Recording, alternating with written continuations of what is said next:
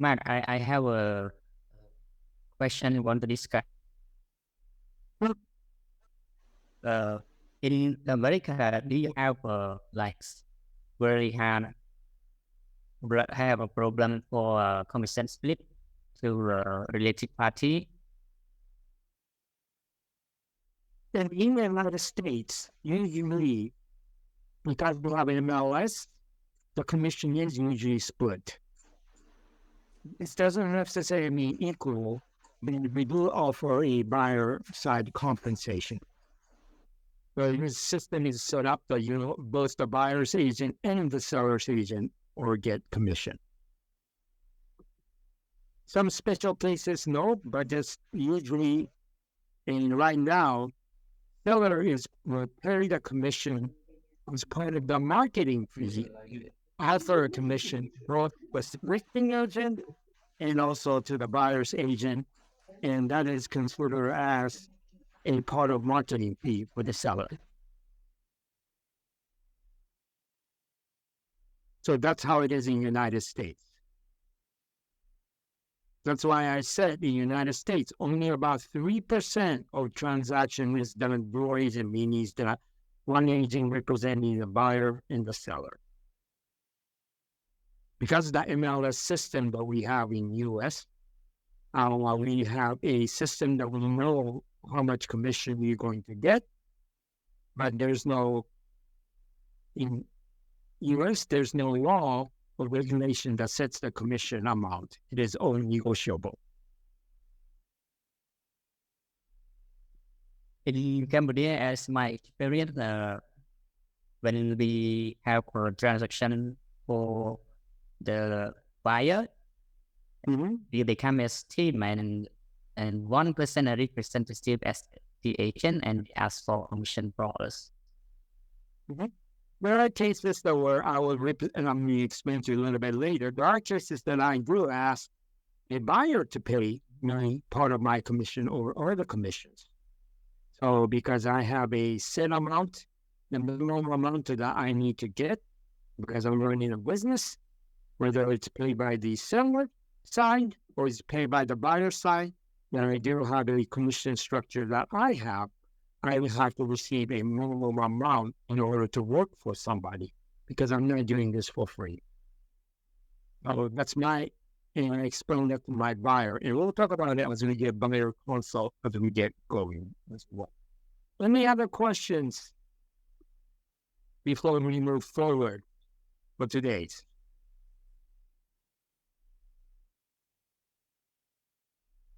Everybody's good? All right. Yeah, it seems so.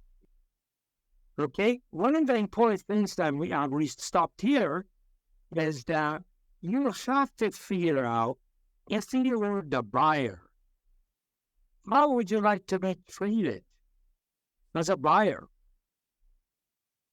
And I know the RSC systems are different in each country, but we need to understand what buyers are thinking.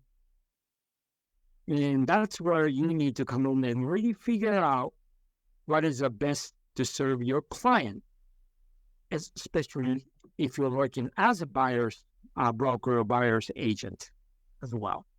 So we'll continue with the buyer consultation process. And one of the best things that we do as a real estate agent is to educate our clients with more education might be needed towards the buyer more than the seller. Because again, remember, buyers buy one of the most expensive things that they ever bought. And sometimes they're bringing their lifetime savings in order to buy a house. So we really, really need to educate them on really need to understand how the process and how does it work as a buyer of the residential property or even commercial property. But one of the things you're going to educate your buyer is your local real estate market. In the United States, because of the MLS and public record, it's very, very easy, relatively easy to figure out the statistics on how the transaction has been done because we have all the records from the past that's available to create that data, which has days on market.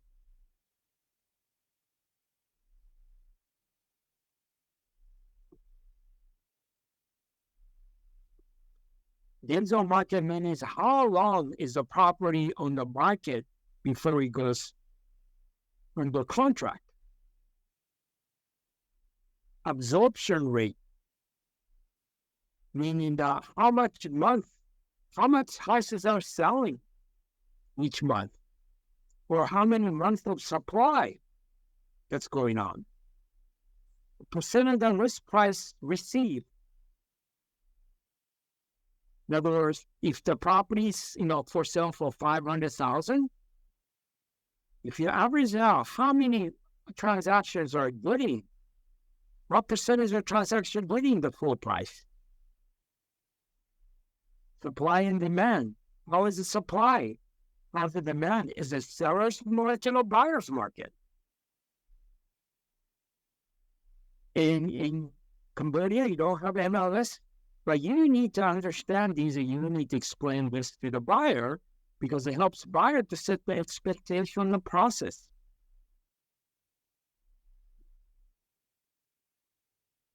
And right now, what I could do is I could share with you what it looks like in my market, one of the markets that I have. And our company creates a chart every month on this as well. So if you want to hang on a minute, I am going to go share this with you.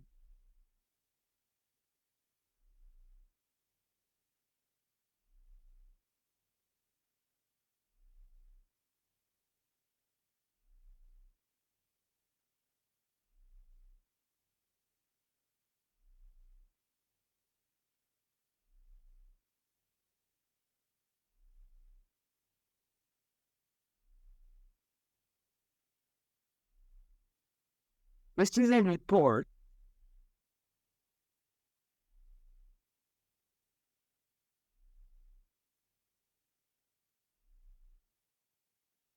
this little report that let me get bigger so you're easy to see. What's in the report that our company puts out every month? So this is a July market update. This one is we're looking at the months of inventory that we have.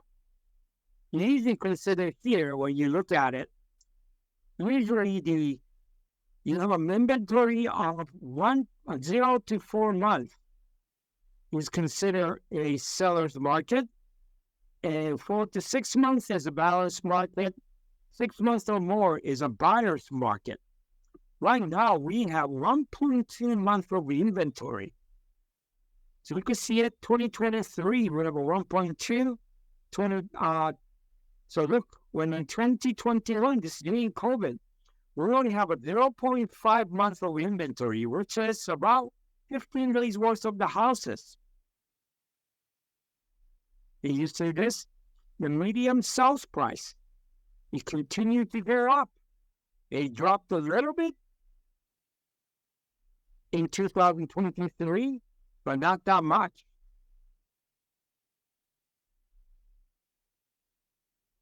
When you see it, listing price versus pending sales. So if there are more houses that was going pending, listing, and it's going pending. Like this month, you see that. You have more houses that was pending and it goes under contract than what house has been listed. And right now, we're getting fairly close to balance, but we still are, inventory-wise, we're very short. You look at the median price. In sales price and days on the market. I know this is not easy to do on your market because you don't have MLS, but we actually create this, our office creates this list. We'll have about 3 counties that we deal with, and we give this to our clients and explain to them so the client understand what kind of market we're in. to set the right expectation. Any questions so far? Everybody's okay? Yeah. Okay? So that is very important to know and understand the market. And while using our MLS, we're able to create these type of chart. Let's say, you're looking at sales price. What has gone up in the last few years? Well, how many homes are for sale out in the market? It's kind of going down. This is just an example. These are able to create from MLS. How much new listing we got? What's the median market count? Here, this time, this sample, you got about 30 to 40 days for median market time. Absorption rate, month of supply, how many months do we have? And so forth. So these are the things that you need to know, at least idea of how the market is. So when you look at home buyer education, these are the one that your packet is created. I have a very similar packet with these information. These packets are ready to go, and I insert the most recent information and give it to the buyer. So there's about agency disclosure in Washington state or any state. There's a law about how the agency works.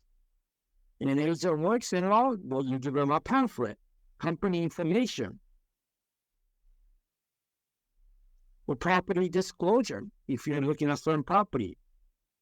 Pledge of performance, due diligence dates, transaction flow chart, fair housing statement. Fair housing might be a new term to you, but in the United States, there's a fair housing clause. Basically, it's a federal law. This is about the only law that's on the federal level, not on the state level, that we are not to discriminate people based on certain colors, such as age, marital status, sex, gender, number identity, etc., etc., etc. Meaning that if a person has the money, you should not be able to discriminate so who could buy it, who are not able to buy the house. The same thing as how we provide services. We need to treat everybody equally and honestly and provide the equal services. And of course, you can provide a list of services. Remember, it's about the setting the expectation. When you work with me, these are the things that you're going to get from me. Mortgage information, how the home buying process works, copy of the contract, maybe buyer agency contract, common terms, fair housing information, testimonials.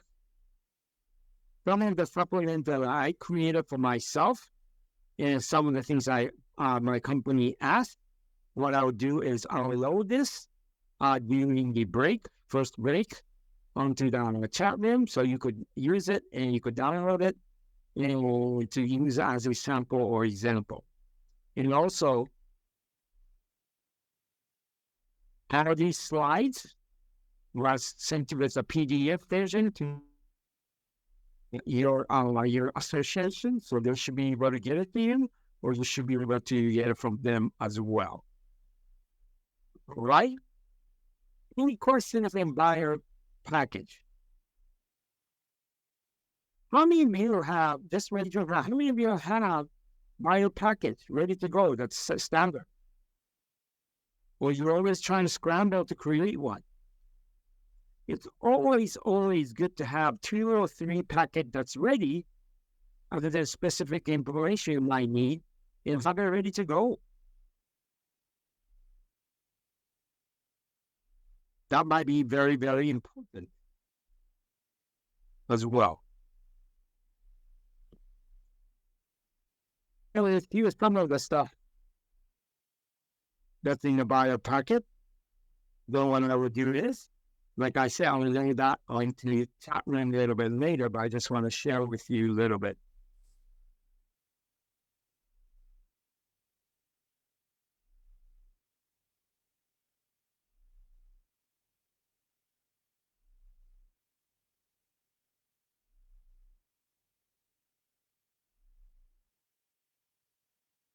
So this is something that I created called 12 steps of buying process. In the United States, these are the steps. Of course, it's a lot more detailed, but I made it to 12 steps so that my clients will know what that is. And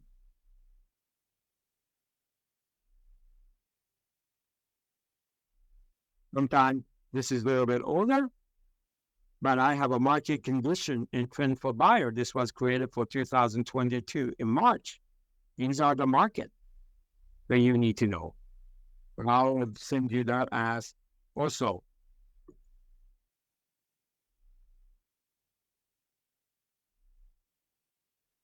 This is a booklet that my company creates, Guide for Buying a House.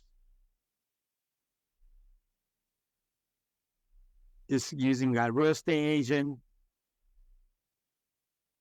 the steps of closing when you have your agreement, and things like that. So how much how I can afford and things like that.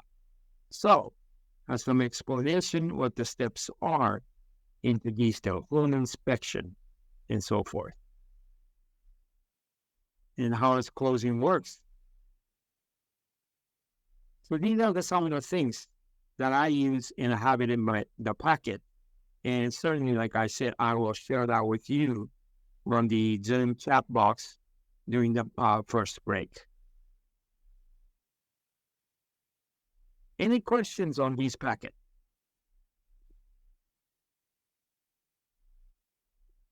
Everybody okay? Oh. Hey.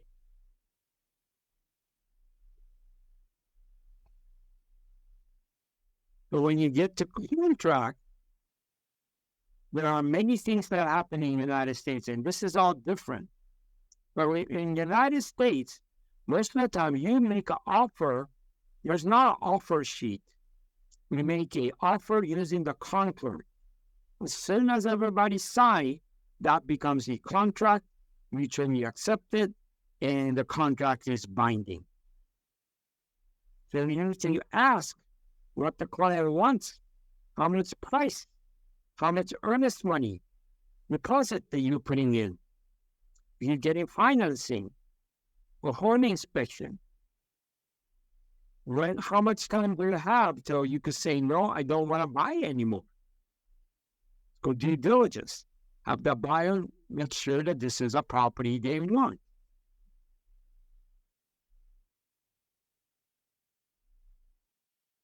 So in the United States, at least in my state, original contract is between 16 and 19 pages usually with the real estate buyer's contract. So it might be a lot longer than what you accustomed to in Cambodia. And we as in state, most of the state have a statewide forms, meaning that everybody uses the same purchase sales agreement. If we're practicing real estate in Washington, that's all standardized. So this is a clear path for the buyer in transparency when they understand what that looks like. So if you go to different companies that are out of the country, if you go to different companies, they have a different contract. So each company's contract is different a lot of times. That could become very, very confusing to the buyer as well. So that's one of the reasons in state of Washington, we have our set contract. California has one, and most of that state has a contract that's statewide contract. One of the things that might be not familiar with you is home inspection. We'll talk about that a little bit later when he gets to the home, we'll talk about home inspection. You know, the Canadian buyer, we talk about the fair housing, right? We are not able to discriminate based on race, color, religion, sex, disability, national origin, or familial status, and etc. And also, this is a federal law, and there is a state law and local law that's added on the protected class. So the bottom line is, we are not to discriminate, or we cannot discredit some people believe us because of these protected class. Basically saying if you are qualified financially to buy the house, anybody should be able to buy any house in the United States. And that is the law. And that might be a little bit more different for some of the countries that people still openly discriminate based on some of the protected class. I see on the rental, some of the countries says we don't want to rent it to a woman, we don't want to rent it to a family, we don't want to rent it to the other person, etc., etc., etc. Right in the United States, you're not able to do that when you're buying, selling property, or renting a property. And also other things that you need to do is that you need to educate your client about complete costs of home ownership. Right? Owning a home is great. In the United States, there are lots of tax advantage of owning a home because you are able to write off the interest that you pay on your mortgage as an expense on your tax returns. Educate on your buyer on the big picture cost of home ownership. Now, buying a house is great. You're not paying rent. There's some responsibility that comes with a home ownership, right? You need to maintain the property. You might have to pay some of the utilities if maybe you didn't have to when you're renting. If there's some of the costs, you need to let your buyer know that there is a cost of owning a home as well. It might, at the end of the day, turn out to be more than the rent that you pay. The biggest way is, it's your home. It's not somebody's home that you're renting. You're buying your own home. So educating your buyer with the actual cost of home ownership is very, very important. Again, you are telling the truth, and that will earn a respect from your buyer. Buyer's loyalty. Right? If you want a loyalty from your client, buyer, we must show loyalty to them as well. So that's all it is in what we do and what we say. Must be willing to answer questions, right? Must be there for them when they need us. Loyalty can be challenging. So many resources for information.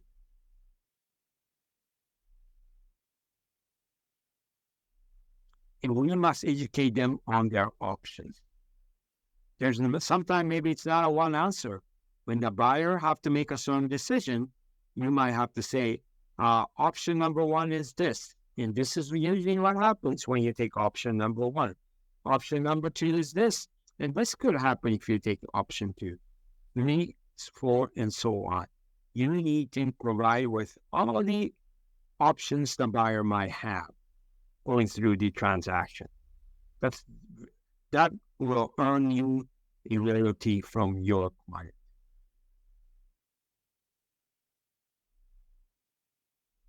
When we go to open a house, that's one time it's a danger too, right?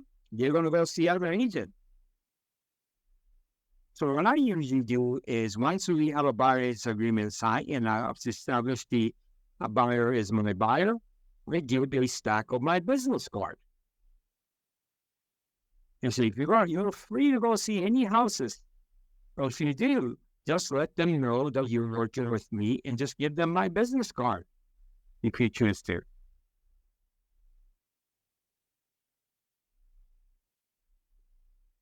And sometimes in the United States, we then open a house, or try to deceive them, or they try to force them, says, you're going to have to make an offer with me in Northwest MLS or MLS that we have, those are prohibited. Or even soliciting clients when they express them, but they're working with somebody else, is actually illegal. It's breaking the law in the United States. So I am not afraid if my buyer goes to open houses as well. But it's always good that you're able to go to even open a house with your client. I've done that many times. I go with them if my schedule is available. But sometimes buyer goes out on their own and go find something. And goes to open houses. Fulfill sign. If they see a sign that they are interested for sale by sign, you advise them to make sure you call me before you call the agent on the sign, because I'm representing you, so I'm here to help you. So if you tell me where you saw the sign, give me an address or MLS numbers, and I'll be able to pull up the information, and I could call and get better information, also, or make a arrangement to see the house. So you just want to make sure that we are in the center when it comes to transaction.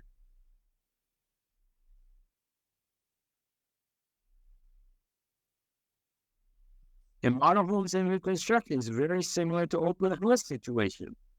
In the United States, some builders say, unless you are there, we're doing showing that we're not going to pay you commission.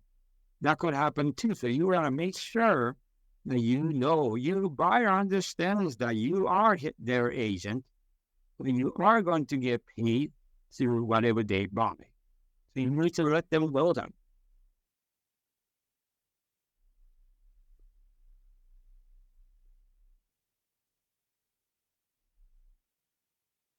Have a print media on a website when they see it. Again, they should call you first before you see something on a website. Read it out all the time. It says, hey, Mark, I saw this on the website. Can you send me more information? And after that, I might want to go see this house, which is okay. Then I can make the arrangement. Even website or even print media, which are might be newspaper or flyers or mailers that you get. So always when it comes to real estate transaction, we need to let them know that even though they're in the center of the transaction, you as a real estate broker agent and a buyer's agent is the one that will control and help you manage the time and the appointment as well. And of course, a lot of buyer might not follow that. That's why we have them sign buyer agency agreement, because that protects me as well, saying if they buy a house, that I am going to get paid, regardless of who showed the house during our agreement that we have as a buyer's agent.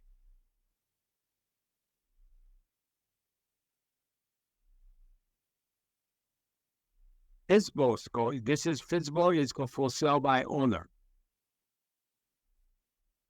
Let me put that on there right now. Sorry.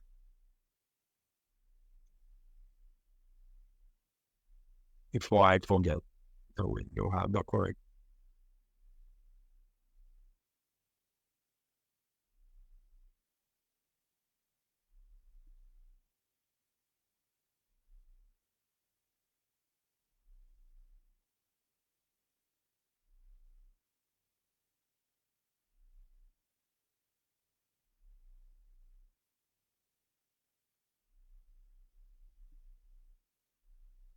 Not quite working. We'll fix that later.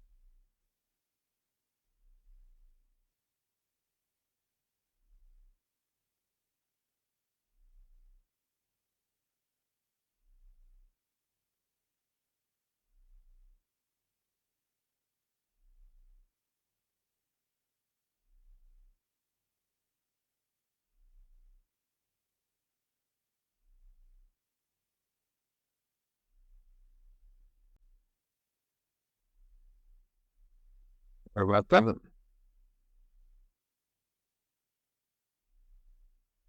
get that one. Cambodian, like that. Any question? Well, I'll get the slide back up so far. Any questions or comments?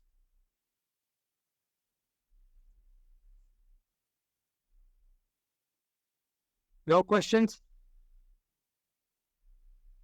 No.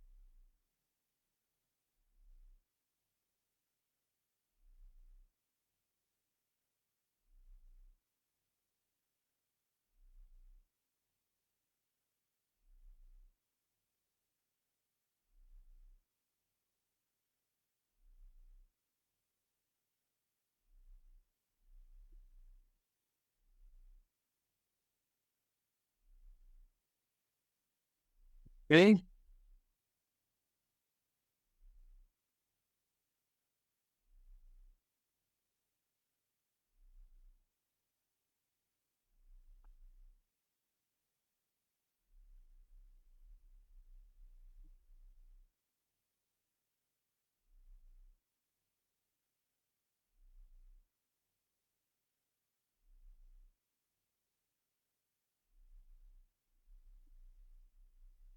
Right. They will continue. Fulfill feasibility means for sale by owner. A lot of times there might be sometimes the house is up for sale without them using real estate agent. But then with that, I will be the seller and get the information and give the information to them. We'll see if the seller is willing to negotiate with them and see if they're willing to pay commission or not. If they don't, because I have a buyer agent's agreement signed, that they know that the buyer might have to pay me if they decide to go through with buying this for sale by order.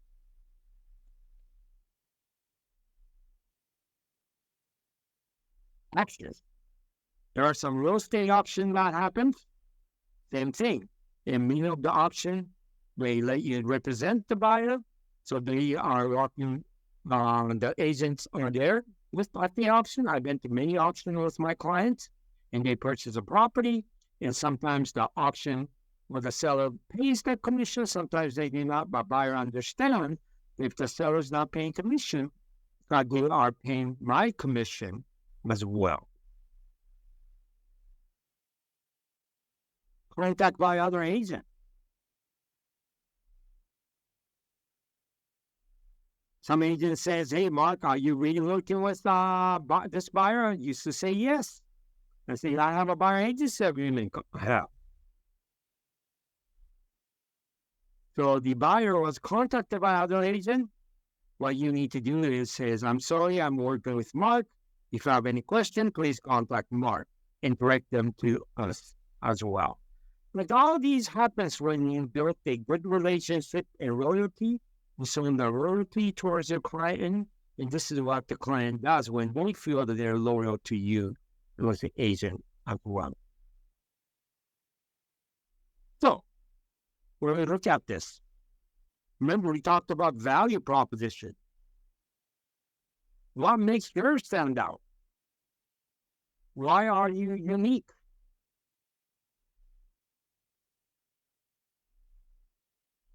What it is you just made a wow factor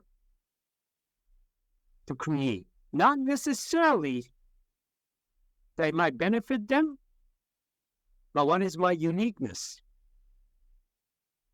Because unique part about you, that's where they're going to remember and they see that it's different.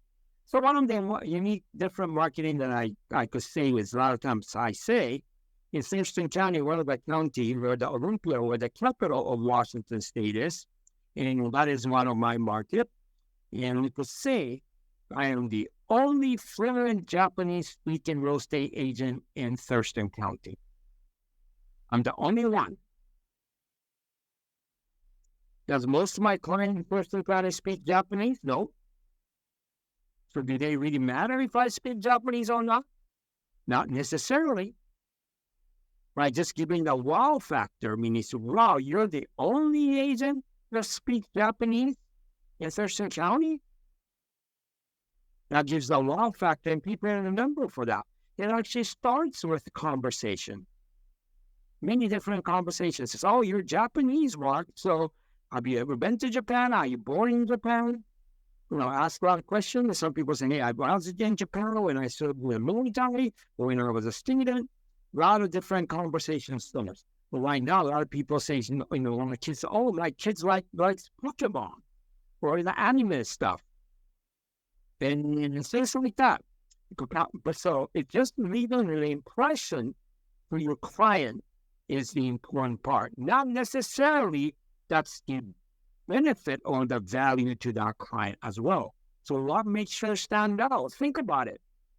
Why are you different? Remember yesterday we talked about what is your value proposition. And again, on top of that, why should I work with you? What is the pressure are you going to need to work with the buyer? What is so unique about you? Anybody could share? You have to pitch or market yourself. How does your marketing pitch look like?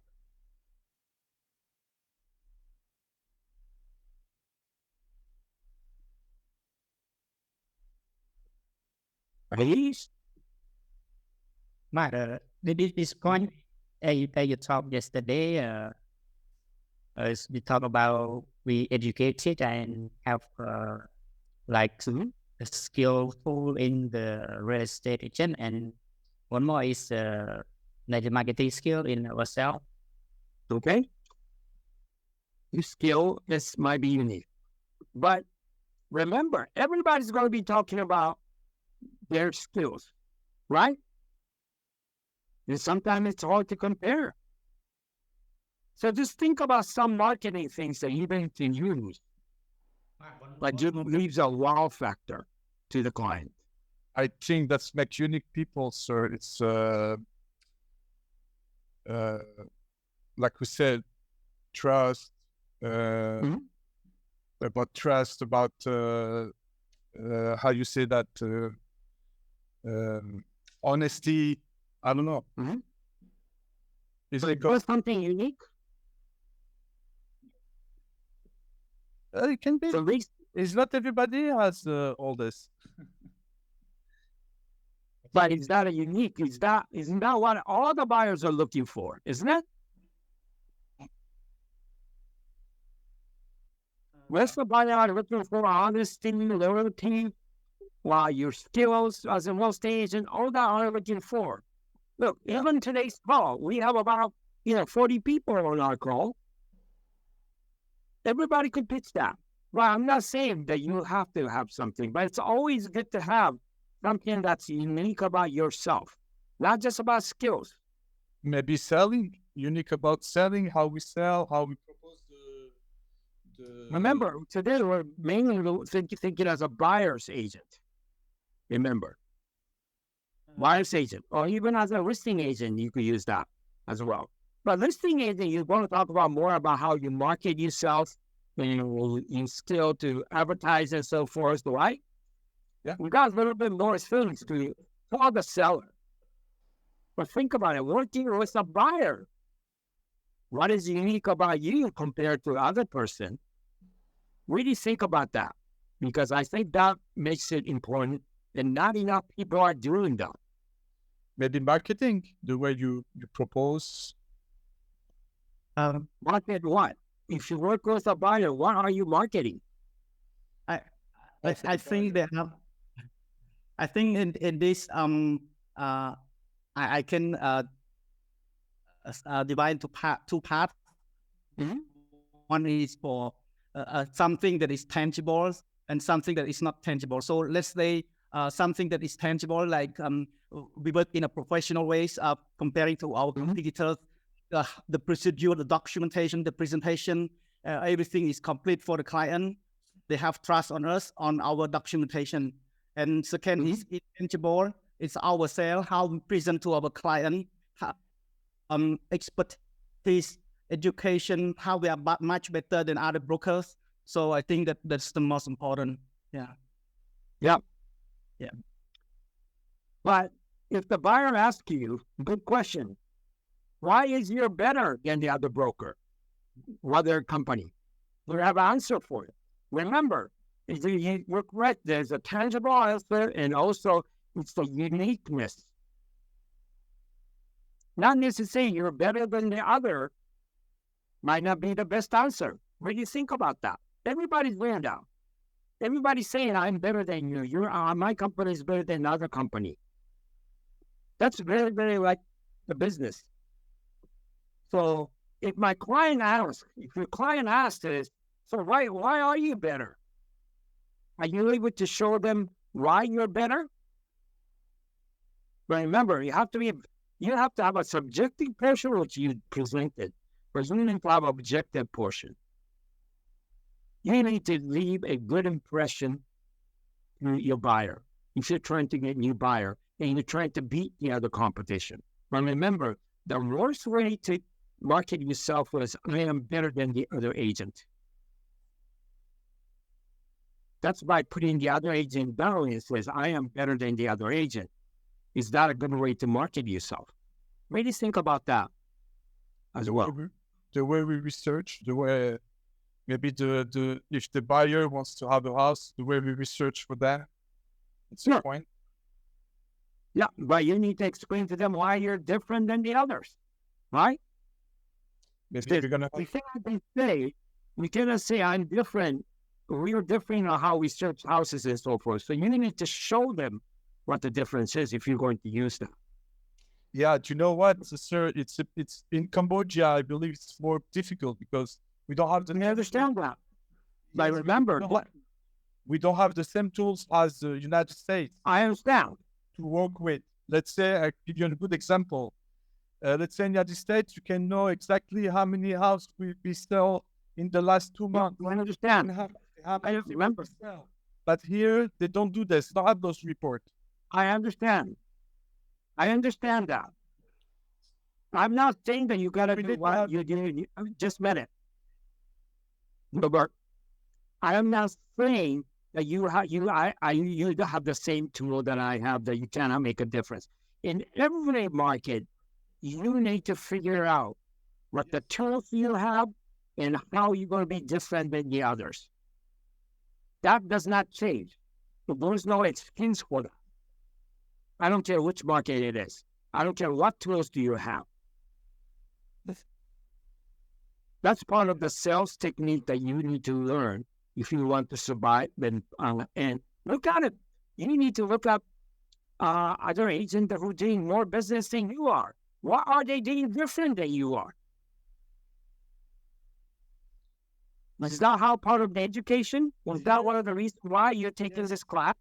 I know many realtors, companies that I met, and it's all different. And there's one that was different from the other ones. It's because the service they give, good service. It was completely different from the others. You can rely on them. They called you all the time. They follow you. They don't wait until that, this other company, they don't call you to tell you what's going on or whatever. But those companies, it was unique because they was different from all the others. They call you, they follow you. They give you all the what's happening exactly. I understand. That's why I'm saying is that you need to figure out how to stand out. Service. In your market. So I'm not saying that you, in your market, in Cambodia, if you look at Cambodia alone, everybody has same opportunity, same tools. So you need to figure out. So I am not arguing with you that you don't have the tools that we have in the United States, but you need to figure out what is unique about yourself that they want to work with you instead of other company. Because other companies are saying the same thing. We're different, we're unique. So think about that. I'm not arguing, remember, and I am not saying that you need to do the same thing as I do in the United States. I have never, ever said that I understand the difference. And I teach this class all over the world, and I tell that the same thing. You know the market that you're in, and you need to figure out to differentiate yourself. That's all I'm saying. Okay, I understand that. I think to make unique here people in Cambodia, be different from others. It's the skill. But we have to figure out the Cambodian way to be unique. Yes. Skill, service, and everything. Yeah, whatever it is. Yeah. It's all different because the resources are different in each country. Licensing laws are different.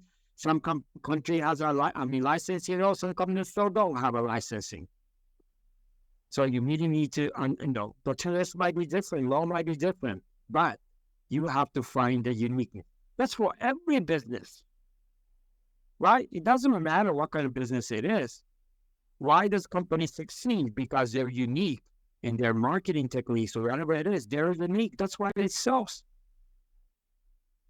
If we do the same thing that other people are doing, you're not going to excel in the market that's given to you. So, there's some knowledge. Once you have a knowledge, there's a danger part as well. I've been in business for 23 years doing real estate, and some of them might be longer than I have. So I have, I manage offices and I deal with a lot of teachers and so forth. So I might have a lot of experience. Sometimes that could be an obstacle, right? We tend to forget that what it's like not to know, not to have the information. What experience you have, I have to remind myself that buyers is not the same level as I am. Well, you assume that everyone knows. We read that all the time. I thought you knew. No. And every buyer, you have to treat them like a baby, that they don't know anything. And that's the start that you're going to do. And a lot of times, especially when you are on the residential, people don't buy a home every year. So at least the market condition is different. You might not have a statistics that you can in the United States, but you should know how the market is. And whatever the market you're in, within Cambodia, that you might be. It's why some people who are really good at something find it difficult to explain it. So you have to remember, we forget how it was not to know things. We have to remind ourselves all the time. I especially have to do it more and more every year.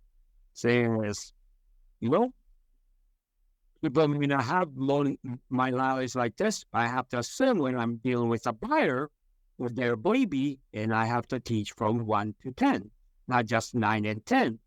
Assuming that buyer already knows 1, 2, and 3. Okay, this is very, very absolutely important. As a buyer agent, this is our mindset. This happens on every market, every country in the world. You can't make it difficult for those who know to explain things to those who don't. You know how how it works. They don't know. Actually, start to make the communication difficult because you use some acronym and words that they might not even know that you think everybody knows. And also, when you have a knowledge, sometimes we forget to watch and look at the buyer's body language and everything else, make it difficult to predict the behavior of others when you have a lot of knowledge. So this part, you really, really have to be careful, especially going to be experienced agents that we have on the call today. This is something that you always want to remember. You have to treat everybody like an amateur, not like a dumb person, but you have to treat them like they don't know a lot of things that your level of teaching. So you always should, one of the biggest part about, remember, we talk about being an agent is to educate your client. Educate your client. We're educator before anything else. With our education that we do to the buyer, we earn their loyalty and their trust, and that's when we're able to sell apples to our client. We must take our time and explain carefully, right? We must check in to see if clients are applying the information appropriately.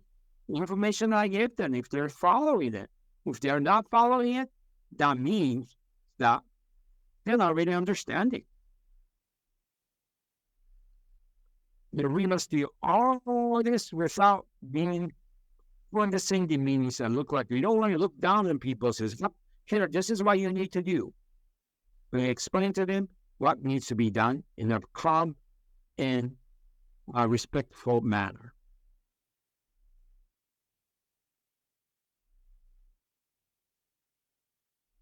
Most of Americans in America struggle with the real estate terminology. We think, since we in our industry say all the time, one example I gave was FSBO, it's a FSBO. Sometimes we are still well, everybody knows what FSBO is. In the United States, FSBO is a term, acronym that we use all the time. That means for sale by owner. For sale by owner, what does that mean, right? Is all the house sold by the owner? Right? For sale buyer means that FSBO means that they represent the seller. Seller does not have a real estate agent representing them to sell the property. So those are the things. Sometimes you might have to explain the terminology to our client.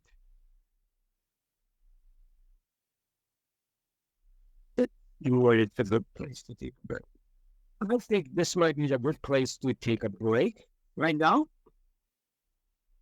We'll go through some of this extra part as we get going. So it's 9:55. So why don't we take our 10-minute break and we'll come back. And during the break, I'll load lots of the materials on the chat room so you could download it as well. All right, let's take our break. And I'll come back and we'll ask for questions if you have any questions. Okay, let's take our break. Part. Everybody's okay? Any question, comments? Everybody's okay? All right, let's move forward. One of the things that we want to look at is for us to understand the generations. These generations might be a little bit different in each country, but generally speaking, it's pretty overall in the world. So boomers are people who were born between 1946 and 1964, Gen X 65 to 80, millennials 81 to 96. It's more incrementally divided from 97 to 2012. It's called Gen Z, and the new generation right now is called Gen Alpha. But millennials used to be the boomers are the largest segment of the real estate in the United States, but millennials are becoming the largest, especially like in Cambodia, where the median age of the country is younger. So you need to find out what generation people are buying. And each generation are very different, right? The people who were born between 1965 and 1980, when we were born, we didn't really have a computer. Right, but people are born between 97 and 2012, Gen Z, Gen Alphas, they're always born with an iPad in their, right? Or cell phones. So how they look at and know how to use the technology and how they think about the world is a whole lot of difference. A lot of our people, like in Gen X or boomers, we never talked about global warming or things like that in the past, right? Till now. But global warming, diversity, and word like that is common for people about Gen Alpha. So those are common languages that they use all the time.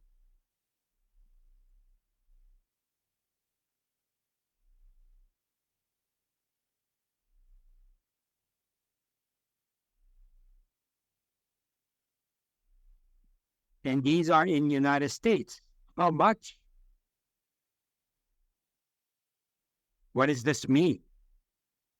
A, B, and C. These are some of the information that you might have, but this is mainly applies to the United States. So it's extra, but sometimes it might be good to understand about the United States as well.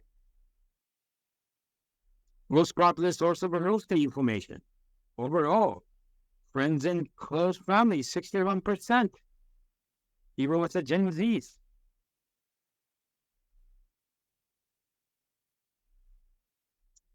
These are some of the big books, Simon and Sink, from the book called Start with Why. Find your why. Why are you doing this? Start with why. Why is a question. Why are you doing the things that you do?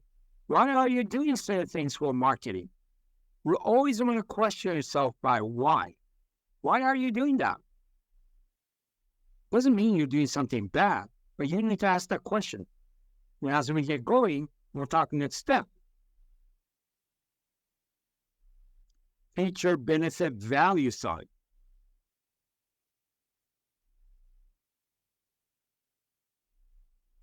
You saw the feature, you saw the benefit.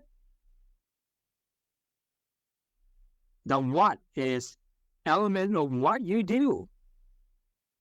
Describe a service. That is the feature. As soon as client understands the importance of feature. That's the feature. Benefit is prescribing your services is a benefit as well. And you need to explain to them, why does it benefit you? Like this service that I provide you. Don't assume that what you do is going to benefit. Even when you tell them that it's going to benefit them, client might not understand. So maybe sometimes you have to explain and feature your services, why this is better than the others. Those are very important. As into how it improves client's situation, right? Benefit is that. There's a benefit towards clients. Now in the value. The why, right? Why is the value? Not only clear to client why it is important. People do business with you because they have needs. What you did must satisfy the need, right?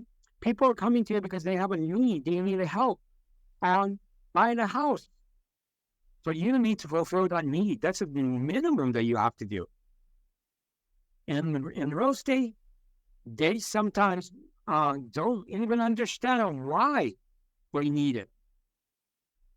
Why do they need to buy a home? Why?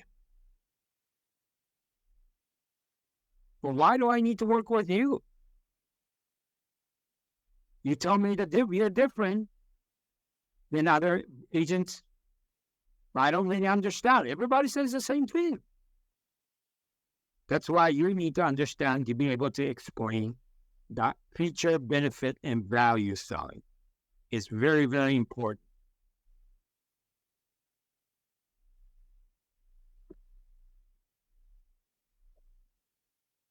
What we do is important. You need to let them know that what we do is important. And they don't know what we do. You know, in the United States, there's a TV called HGTV, which is Home and Garden TV. There's 24 hours talking about real estate, all 24 hours, 365 days. And they make a real estate transaction very, very easy. Most of the shows are 30 minutes. Within 30 minutes, they buy a house, they go under contract, they see a house, and then they move in. But reality, as you know, it's not that easy. And why? To get a commitment, we need to show them how what we do benefits them in their home purchases. That's when you're going to get a commitment. Says, Mark, I understand why we do now and why I need you. And that's when you're going to get a commitment. That's what you need from your client, whether it's in writing, or it's verbally, or even emotionally, whatever that works the best in the market that you're in.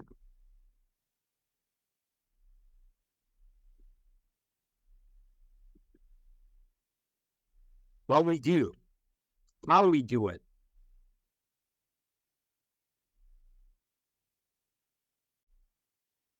How do you do it? With why, right?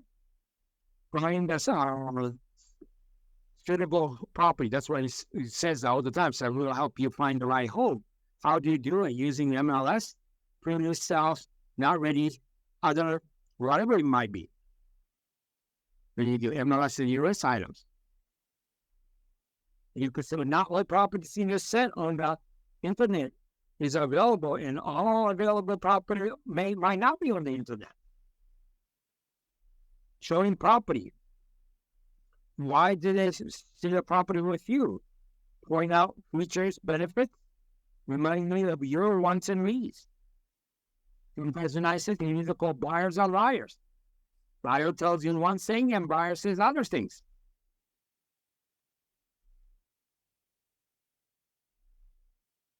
The other things, the homes, for a reason, we need to look at things that don't change and how difficult it may be to change English. We stage homes so that your first impression is great, but sometimes having a stage home can be deceiving because your eye doesn't go to the places you need to go to. The world are the things.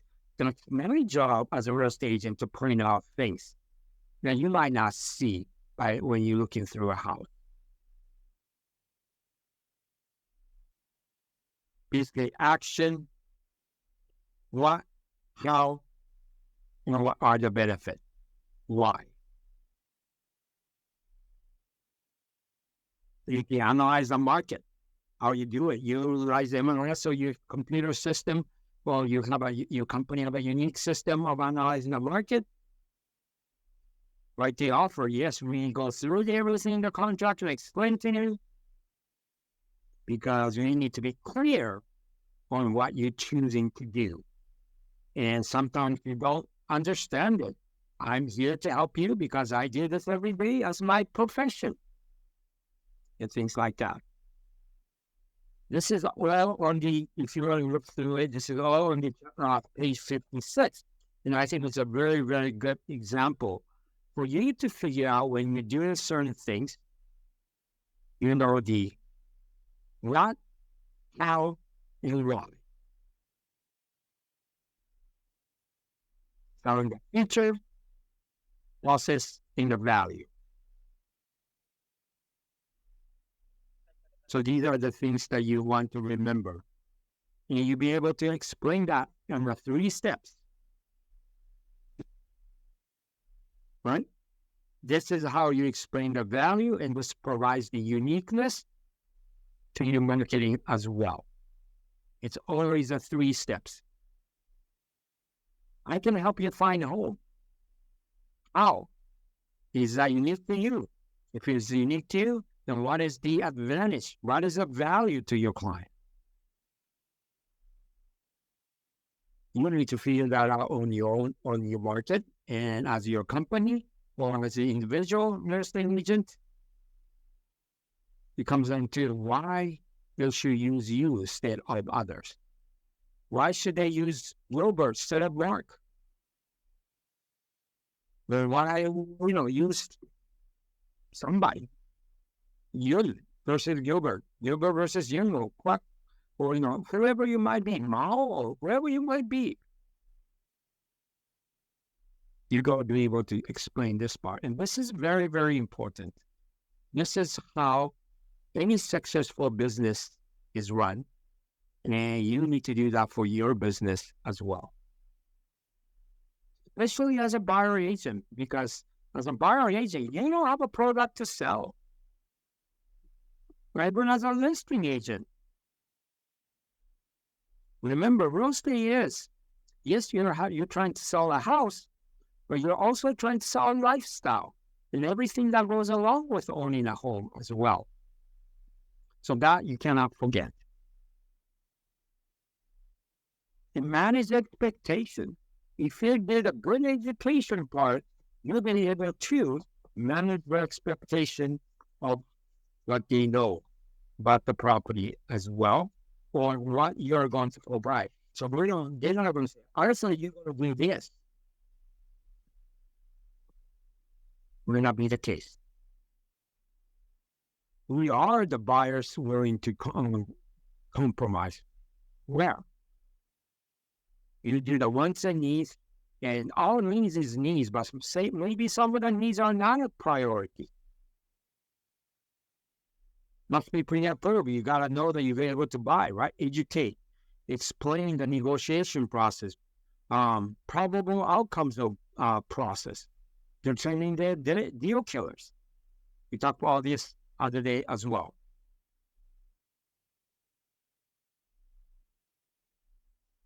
So let's talk about buyer's market. Buyer's market versus seller's market. Buyer's market means typically seller needs to strategize in buyer's market. Buyers need to strategize in seller's market more. Okay? Buyer's market meaning that there's buyers in a strong position, meaning there's more houses on the market than there are out there on the buyer. So a lot of houses are sitting there longer. In the United States, we haven't really had a buyer's market since probably 2010. 2012 was the last time we had a buyer's market, which is almost over 10 years ago. In buyer's market, buyers in control, and you can demand a lot of things to sell because sellers beginning to get desperate to trying to sell a property. So buyer's market is easy as a buyer agent, usually, because we have upper hand. But when your skills come into play is when it's a seller's market, meaning that there's more buyer out there than the houses for sale. That's the crazy market. That's the market that we have been in the United States. You know, my market in Olympia, you saw the King County law was 0.5 as the lowest. We had a 0.3 months of inventory. That was the lowest in 2021. 0.3 months. When a house was 10 days of inventory. When the house comes on the market, house will usually sell if it's in a good price range, medium price range. House sold within 1 to 3 days. That's hard for buyer's agent and for the buyer. In seller's market, the win is not on the price. Price might not necessarily be on the way that you're going to win. The win for the buyer is getting the house, right? You can wait until you're ready to write the offer to have this discussion. You cannot wait. You have to explain to them this is how the market is. No, market that we're in the 2021, even now, just understand more so. As soon as you walk into a house, you almost have to make a decision when they want to make an offer or not. Because I cannot send people home overnight, say, why don't you think about overnight and see if you're going to make an offer or not. Because I did that in a very seller's market, house is gone next day. So you have to do a lot of education preparation work with the buyer so they are able to say, yes, I want to buy it right away. Well, that's hard for the buyer. Well, you're buying the biggest purchase of your life, but we're not in the market trying to help them. It starts with not showing a buyer who can only go 300,000 with 375,000 listing because it's not going to go. Right? If it's a buyer's market, you could only go 300, but you might go out 325 and make an offer and get a house. But on the seller's market, you're not going to. In the United States, very easy. And right now, working out in my market right now, when low, a lot of times you might hear in the market slowing down. So we are at our market slow down a little bit in the price. This is how we compare listed price on the market versus what price a house sold for. In an extreme seller's market, houses are going for closer to 110% of listed price in average. And the lowest point we hit was 99.7%. Only 0.3% went down in my market.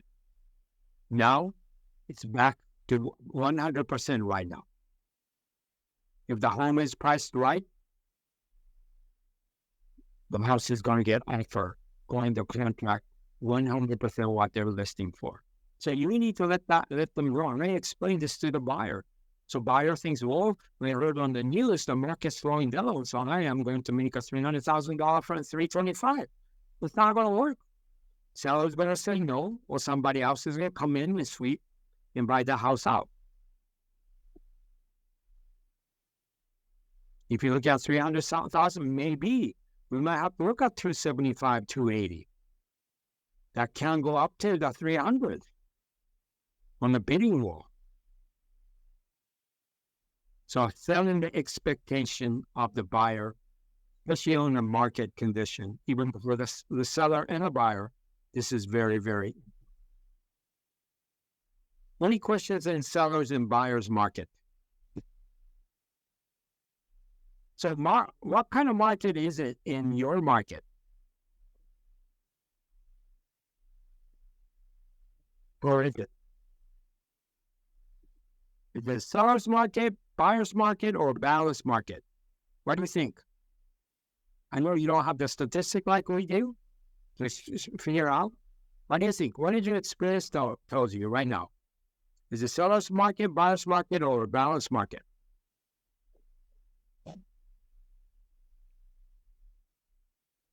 Buyers. Anybody? Buyer's market in Cambodia? I think so. For now. Buyer market. Buyer market? So more houses. So a buyer has a lot of choices. Exactly, yes. A lot. Yeah, exactly. Buyer have like a very power in bargaining. And not only houses. That's just very bad right now. It's all the condominiums. It's so bad. So much condominium for sales. Mm-hmm. There's a ton of condominium for sales. Mm-hmm. Right. So this is a market. It's easier for buyer to work with a buyer, right? It's hard to work with a seller because you have to be competitive. Exactly. So sellers is bad for them. It's for buyers now. It is. And our market is still a seller's market. Good example is, on the average before COVID, even this is before the, when we have the meltdown of the economy in the United States. In my main market in Olympia, we used to have about 3,000 houses on the market this time of year, average. 3,000 houses, residential market. That's including condo and single family. Yeah, and loan was really low percentage. And right now, I checked it this morning, I only have 450 houses that's on the market. So almost 10%, not quite 10%, but about 15% of what the average is. And then the meltdown that we had in 2008, we were up to about 6,000 houses on the market. But you think it's dangerous because the market was so down that they put down the loan percentage and everything to attract people for the economy to buy more. And then after that, when the economy went up, the percentage after the terms go up like crazy. So the people it didn't know. I mean, remember, we had the meltdown because it was a bad loan program in 2007, 2008. After that, it's always been up market. Our interest rate was low. Some people sold it, but interest rate is high. Let's say high. But when I started on real estate in 2000 in the United States, the mortgage rate for 30-year loan was right around 10%. And yours has been as high as 18% back in 80s. Yeah, it's a lot. 18%. But you know what? People still bought and sell. Right now, people are going crazy because we're low as like a 3.5% about a year and a half ago. Yeah, even lower. Now we're right about 6.5%. She said, oh my goodness. For some of us, that's still cheaper. I want to ask you a question, sir. Sure. Because this is in my mind, because I heard a lot of people say, is it true that usually most of the time why the house agents more higher on price in short times is because of real estate agents that they want more commission, so they they tell the people to higher the price? No, not in the United States. The United States doesn't work that way because we have a statistics show that how the houses around is sold. Okay, so this is Then bullshit. you know you're not going to put the houses higher than your competition. You're not. You know, the price has gone up because it's a supply and demand. Very simple, supply and demand, right? More Yes. demand than supply, the More- prices go. You can have house around for 300,000 and people maybe they can sell for weak X-rays and 500 and people buy. Yeah, we're still buying. So it's not about agent want the commission. But you know what? In this market we have, if you price your house too high, those houses remains on the market. Not everybody buys everything just because they need to buy it. Buyer really understand because in the United States, because of MLS, we have the data that shows what the houses sold around their neighborhood. They're not going to pay $500,000 on a $300,000 house. If you have a buyer agent, members, that tells you, says, you know what? I mean, if that buyer wants to pay, let's go for it. But my job as a buyer agent to advise you says, you know what? It might be beautiful house. All the houses around here sold for $300,000. If you want to pay $500,000 for this house, and my job as a buyer agent to tell the buyer says, you know what? I don't think it's worth buying that money, buying that house. I need to make that advice here that I don't think it's worth $500,000. And here are the statistics or data showing that it's not. But if the buyer still wants to buy it, go for it. Right? It's not, at the end, it's a buyer's decision. It's not why I want to sell the house is higher because I get more commission. That's not it. You see, there's a Perhaps it's not price because agent wants more commission. It's not. Or they put it up on the amount that what market bears. Meaning the market is willing to pay for. Right? I have an idea, Mark. This is just my idea. Yeah, I think Cambodia, like as Gilbert mentioned, like sometimes it is not the home in communicated. It's not the home in Borei, but it's like commercial or outside the Borei. Like usually, like the lot, the price of the land, like sometimes it might different. It depends on the surface of the land. Like sometimes like 15 meter by 13 meter or 17 or 18 meter by 30 meter.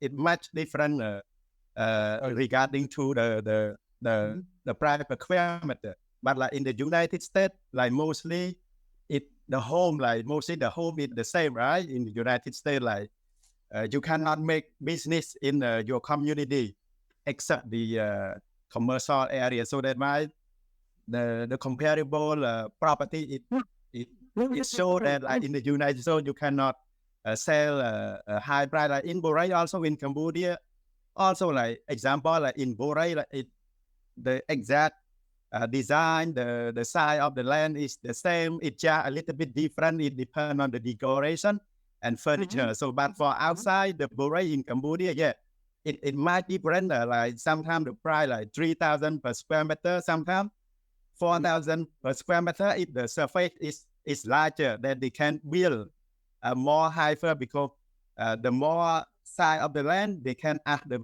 permission to build a more high floor. Yeah, this is. I think this is the idea. Of course, the same thing in the United States. Same thing in the United States. When you're selling the land, it's a total different game. Selling the land, commercial, is a total different game than residential. But there is a market price, whether the agent's telling the truth or not. That's where the ethics comes in. guys. That's really the transparency there that's needed. If you want the real estate market to grow, there's got to be transparency and there's got to be ethics. It'll grow to a certain extent, but one of these days, the ethics, if your entire market is not ethical as a real estate community, you will find out, and you will lose. At the end of the day, you're going to lose. That's one of the reasons why United States is one of the best places to invest, because there's transparency. You understand. Everybody understands. Everybody able to look at market data to do that. And not just the data. We have a very strict real estate licensing law with a real estate agent compared to the rest of the world. Like some areas, some countries, as you know, just a registration. There's no test. Well, there's no discipline. You get license, or you just get business license, you could do. Some countries don't even have a license. Anybody could sell real estate. You could claim yourself a real estate agent just by saying, I'm a real estate agent. So there's a lot of difference between the countries. But I say that's why the ethics becomes very, very important. You know, one of the things becoming the biggest topic in the world right now in the real estate industry is about ethics. So if I understand, you said that it's better to invest in the United States than anywhere in the world. What was that? Yes. What about... We're most transparent. Not only for this, but what about taxes? You pay so much tax in the States. Yeah, I'm talking about real estate transaction itself. Okay. Transparency. Yeah, I think yes. In terms of transparency, yes, because there is available information everywhere. Mm-hmm. In terms of profit, in terms of investment, it depends on the country. It depends on the people, what they're trying to do, risk factors, right? Exactly. It depends on the For example, Cambodia is better than anywhere else. US is better than... remember, I'm talking about real estate transactions. Why is one of the reasons why people keep investing in the United States? Why is that? Because of the transparency. Just look at the numbers. There might be a whole lot of different countries that might be better, including Cambodia. But sometimes the transparency is not there, or Cambodia, even Japan, or Korea, or other places. That might be one of the reasons.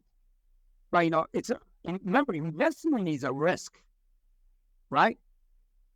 Investment is a risk factor, and some people are willing to take a big risk. Some people are not. But really think about it. Why do people invest in the United States? What's the reason? Think about it. What is the reason why people want to invest in the United States? I'm not saying that the United States is the best place to invest. Yeah, because there's good and bad everywhere. I think there's good and bad everywhere. Even in transparency, I think here people that I met all for 12 years that I'm here, I work only with Cambodian people. I never work with expats. But all the Cambodian people that I met in 12 years that I'm here, I have very good impression with them. There's a not really. I am not talking about transparency on the information in the law. There's always good and bad people everywhere. Exactly. I'm not talking about the good and bad people, but as in real estate transaction, as an industry, you have to look at it. As an industry, I could guarantee that the U.S. is the most transparent country in the world. It comes to real estate transactions. I could bet $1 million on that for you. Yeah. And I will lose. I don't think no one wants to bet against me when it comes to transparency. That's the best investment. But one of the look at investment is what? Risk factor, right? A risk factor sometimes is avoided, shared by the transparency of transaction or the data information. Maybe in Cambodia, other country, risk factor is going to avoid it because we trust people, like Gilbert says. Yeah, we have a trusted people. If we have a trusted people, yeah. The law in the United States is very strong. They apply the law very strong. So people, they're scared. They need to be straight. They have to follow the rules. Absolutely 100%. But sometimes, not just for following the rules and understanding the data and everything else. Of course, the trust is the most important part in the real estate.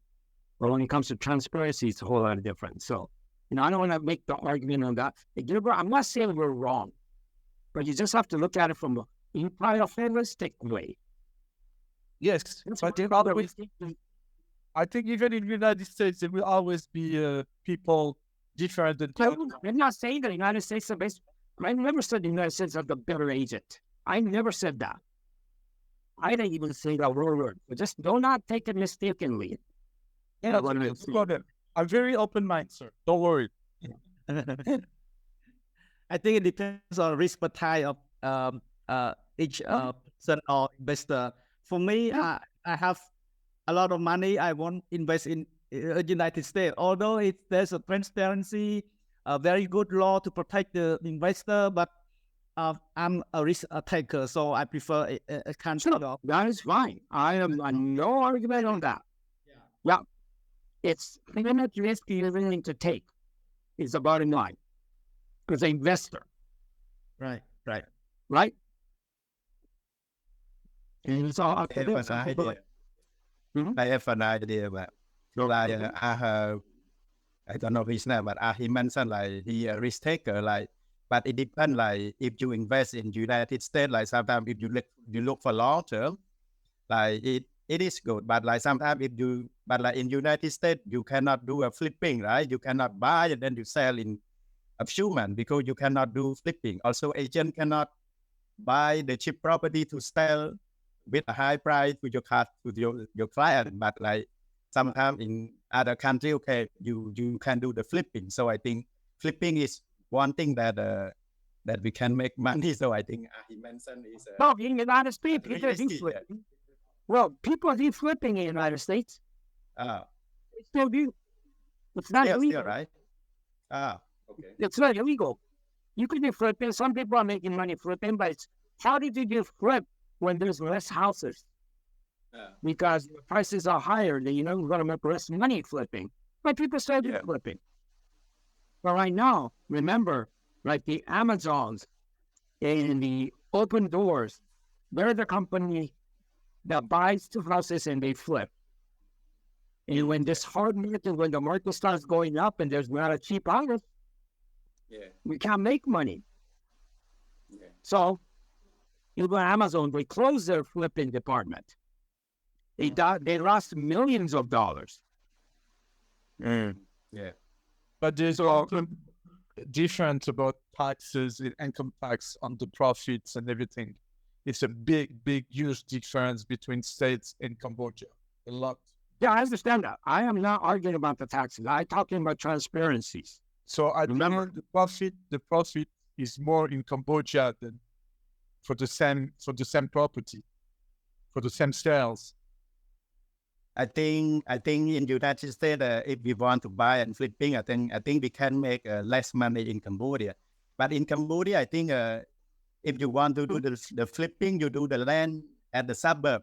Sometimes if you do in the central area or you do in Borei, also you can make less money. But if you want to do the flipping, I think the suburb land is good because like the tax is very cheap. But in United States, I think if you want to flipping, I think like now the price is very high and maybe it's hard to buy because it is the silent market. There's always a good market.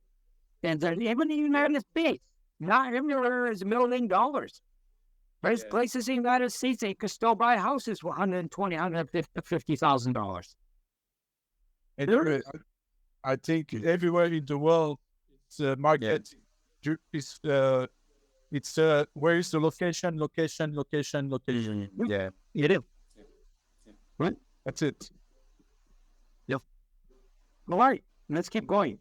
Our job is to frame this for them so they'll see what they are truly trying to accomplish from the seller's market. Especially when you have a lot of education done with your buyer on the seller's market because you need to move very quickly. You need to be aggressive with offer and go for the win. when doing the seller's market, we don't have a time to negotiate because there's multiple offers that comes into the property. In our area, most offer that they receive on the one property at one time was 120 offers on one property. That's how competitive it is. Right now, if I have a house listed that's right around medium price in my area, Olympia area, main area, it's about 500,000. But if you list a house that's below 500,000 and you have the house below that, you are certainly going to get multiple offers still, meaning that you get more offers on the one property. So we usually have offer deadline time, and everybody have to submit their offer. Last listing that I had 6 offers to choose from. I had the property listed at $399, and then property sold for $425. So that's sometimes a strategy used on the seller side. List the property a little bit lower, so you get more offers in it. So my sellers, I know I only sell property under 400,000, but I said, let's try and see. And they're very happy that they got an offer for 425. And it was not a top condition house. If it was in top condition house, they probably got 450 to 475. Right? It's not. So we listed below 400. And over the weekend, we had a closer to 60 showings in one weekend. And we received, Monday was offer deadline, on the market on Thursday. And we received, offers on Monday. And we sold the property for $425,000. So there's always a strategy on both sides. Then there's a couple of the expenses during the transaction. And even taxes, like you think. You ever say U.S. is expensive? Some states are more expensive than others. Some states have a tax for investor for property taxes. And some places don't. It all depends. Where they have an income tax. Some states, United States, you have a country income tax, and sometimes you have a state income tax. Instead of Washington, we have no state income tax.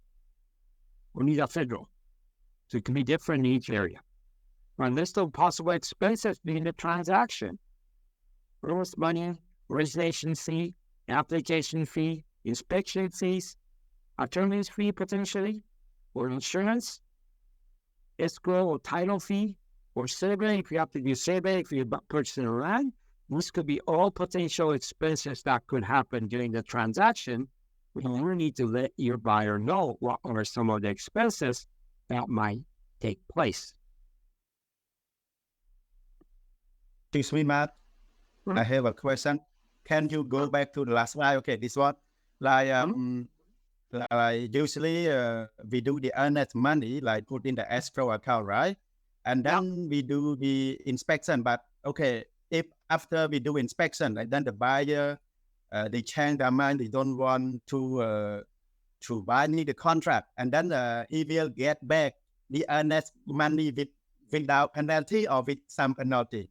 With no penalty. With penalty, right? No penalty. No penalty. No penalty. But the contract is written, but there's usually no penalties. When we when you refer back to the seller, you could say, seller, I don't like inspections, I'm going to get out. No, inspection is okay, I'm going to move forward. I'll buy this house, seller, if you fix these things, or you can't, then a compensation for repairs. So yes, you without penalties, you could get out. But it's going to be very, very rare case in the United States is the buyers going to lose their earnest money. 90% of the time, they'll get it back. Let's say they're getting a loan, and they're not able to get a loan for whatever reason. At the end, they'll get the money back. Even though the loan was rejected, right? Long into the money back. Only really time that you're going to lose your earnest money is without no legal reasons. Meaning that I just changed my mind. But there are a lot of places that you could get out. Inspection, financing, the price. If we say I'm paying cash, that means you got to come up with the cash. You can't say, "Oh, sorry, I don't have that cash anymore." Then you will lose your money. Okay. With that, I got it. Thank you. the this money will be usually about right now probably about 1%. 1%, right? 1% of the Roughly sale 1% of the purchase price. price. Okay. Roughly 1%. Thank you. I got it. Thank you, Mike. This coin is really different from Cambodia. Right. That is. I know the Cambodia, you have a lot of penalties when you try to get out of the contract. You got a lot of penalties, and a lot of times, buyers risking their money that they put down. Earnest money. I think in Cambodia, I think it depends. Sometimes if we put the earnest money in the bank account or in the escrow account, it's okay. But sometimes the buyer they pay cash and they transfer to the seller bank account. So this is the checklist. It's difficult. Even in the United States, saying once you give the earnest money to the seller, that means consider it gone. It's hard to get a. You put in the broker bank account, right? No, we don't keep it in broker's account. In the state of Washington, nobody does that anymore. It goes to the escrow. This is why they need the trust account, because Now, putting the trust account in escrow, third party. the third party, because here it's true, it's a big problem when people give deposit, and when they don't buy the house, sometimes the people who sell the house and they get the money, a part of the money, even if it's not too much, but they use the money already. They use the money already and not give it back, and this is a big problem here. No, even in the United States, during the seller's market, buyer says, "I will release the earnest money, not in a third party, to the seller, as soon as our inspection's over or whatever." Once the money is there, even though you don't have a legal out to get all the money out, it becomes very, very difficult to get the money back from the seller. Like you said, some people, they spend it, right? They say, "I don't have the money anymore because I already bought a car." This is why all the agents should have, the brokers should have to tell. It's a good thing for Cambodia, and I tell this for everyone that there are. You tell to tell the customers that to put the money in a trust account that they won't touch until that they could charge for real for the inspection, and then if they don't like it after the inspection, they can release the money back to them. Right. So I think in Cambodia, we can do it. We can try to do it. But if in Cambodia, if they sell the exclusive to right property, not open listing, I think if the exclusive right property, they do open house, they have like 3 or 5 buyer at the same time, and then they can study the buyer profile, and then I think the buyer will not lose the earnest deposit, and they also study about the paperwork, document title or something. So I think if they sell the exclusive right to sell listing, I think less risk. Yeah. So, this is one thing that, there's a lot of things that we could change in any country. And, but remember, when you're trying to improve the buying experience or selling experience, more transparency, that's better, in my opinion. This is my opinion. 100%. And it's all what transparency means different in each country because the laws are different, right? And the regulations are different. But to me, that's why sometimes our industry does not have a good name. Because there's some people who are not ethical. Well, they're not illegal, but they're not. And things that's not ethical. That's a problem in entire world, even in the United States. It's not just about the law. That's why sometimes we need to improve our image of our industry. Because the image of our industry overall, anywhere in the world, is the real estate agent. They make lots of money by cheating people or, selling a property more expensive or whatever it might be. But, that's why we need to do a better job letting the public know how hard we work. And it's not easy money. People think it's easy money, but it's not. As an agent. All right? Any question of possible expenses? Everybody's good? But one of the things that you have to remember is keep safety in mind. What does that mean? Right? One thing the real estate, maybe in Cambodia a little bit different, but sometimes you work with the strangers and you take strangers, you get to know them, but you work with the strangers and you put the stranger into some stranger's house for them to sell. If you really look at it, that's crazy business. But we have to trust our instincts. If you don't feel comfortable working with some people, not because you're bad or they're bad, it's probably a good idea not to work with them. Because there could be a trouble nature. Maybe trouble in negotiation, they're not going to listen to you. You got a hard time in transaction or potentially physical harm.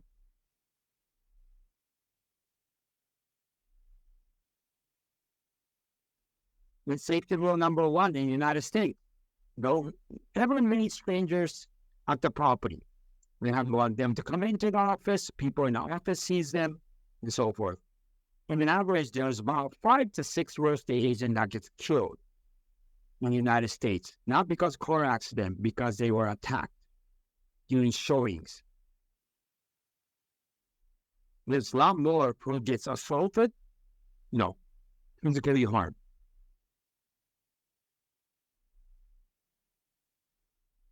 And that's one of the reasons why one thing we try to do is have that pre-approval letter as well. That means they are willing to buy it. They come through to the bank, and bank has to verify who they are. Because in order to give you approval, you have to know the employment, all those information, which real estate agents not necessarily gets all the time. Right?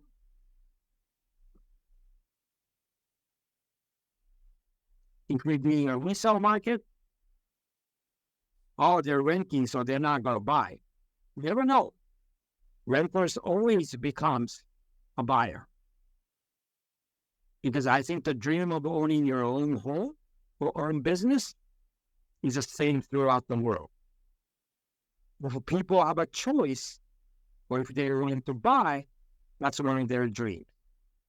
But there are people in the real estate renters or real estate agent who target renters by purpose. In the United States, it might be easier because I said there's some tax benefit for owning a home. Big tax benefit for owning a home. You might help them how to save down payment and other things that are necessary. You work with them. Right? I always have 1 or 2 renters, which was referred to me. I consult them, and sometimes it takes 6 months, sometimes it takes a year for them to get ready to buy. But that's okay. That's my job. You build in the rapport, and knowing you work with them, they're going to give you a complete trust. Right? And that same thing in any country. The trust is very important, right? And Robert and everybody said that, right? You want to work with somebody who you want to trust. Or yourself as another agent, or even buyer or the seller. There are several families that right now I take care of 3 generations. Sometimes they started with our grandpa, grandma. Their kids use them, and their grandkids use them. I have many families that's 3 generations been using me because I built a trust relationship from grandmother and to the parents and to the grandkids.